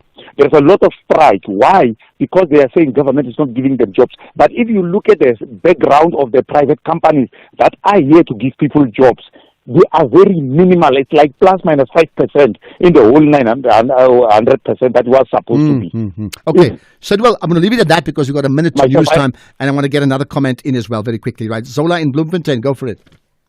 Ashraf, good afternoon. Yeah, go for it. Last man in. Number one, let us train our youth for workplace responsibility, because sometimes they create employment, but some of them maybe in such a manner that they don't look after their work. Their conduct is questionable, and you find that they lose jobs because of their conduct.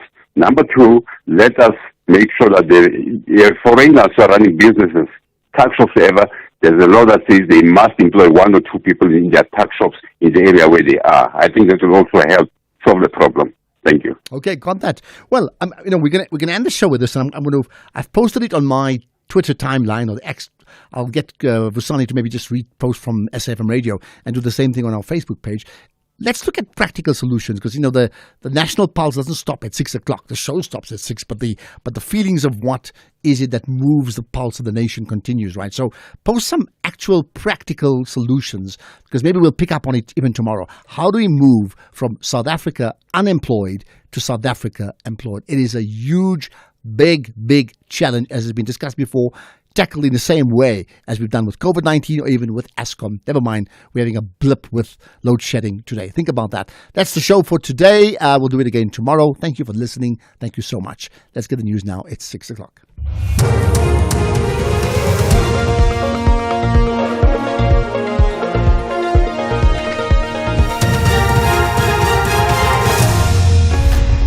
Thank you again, Ashraf. Concern over bribery on the roads and ANC rejects Afrikaner refugee status. Good evening.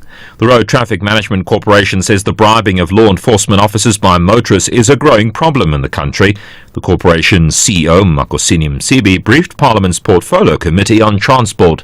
The drunken drivers that we arrested, but what has become phenomenal because most of the public do believe that they can buy their way out of the police officers.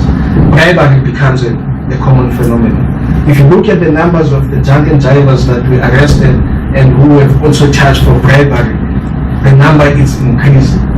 The death toll in a crash near Impangeni on the KwaZulu-Natal North Coast has risen to 9.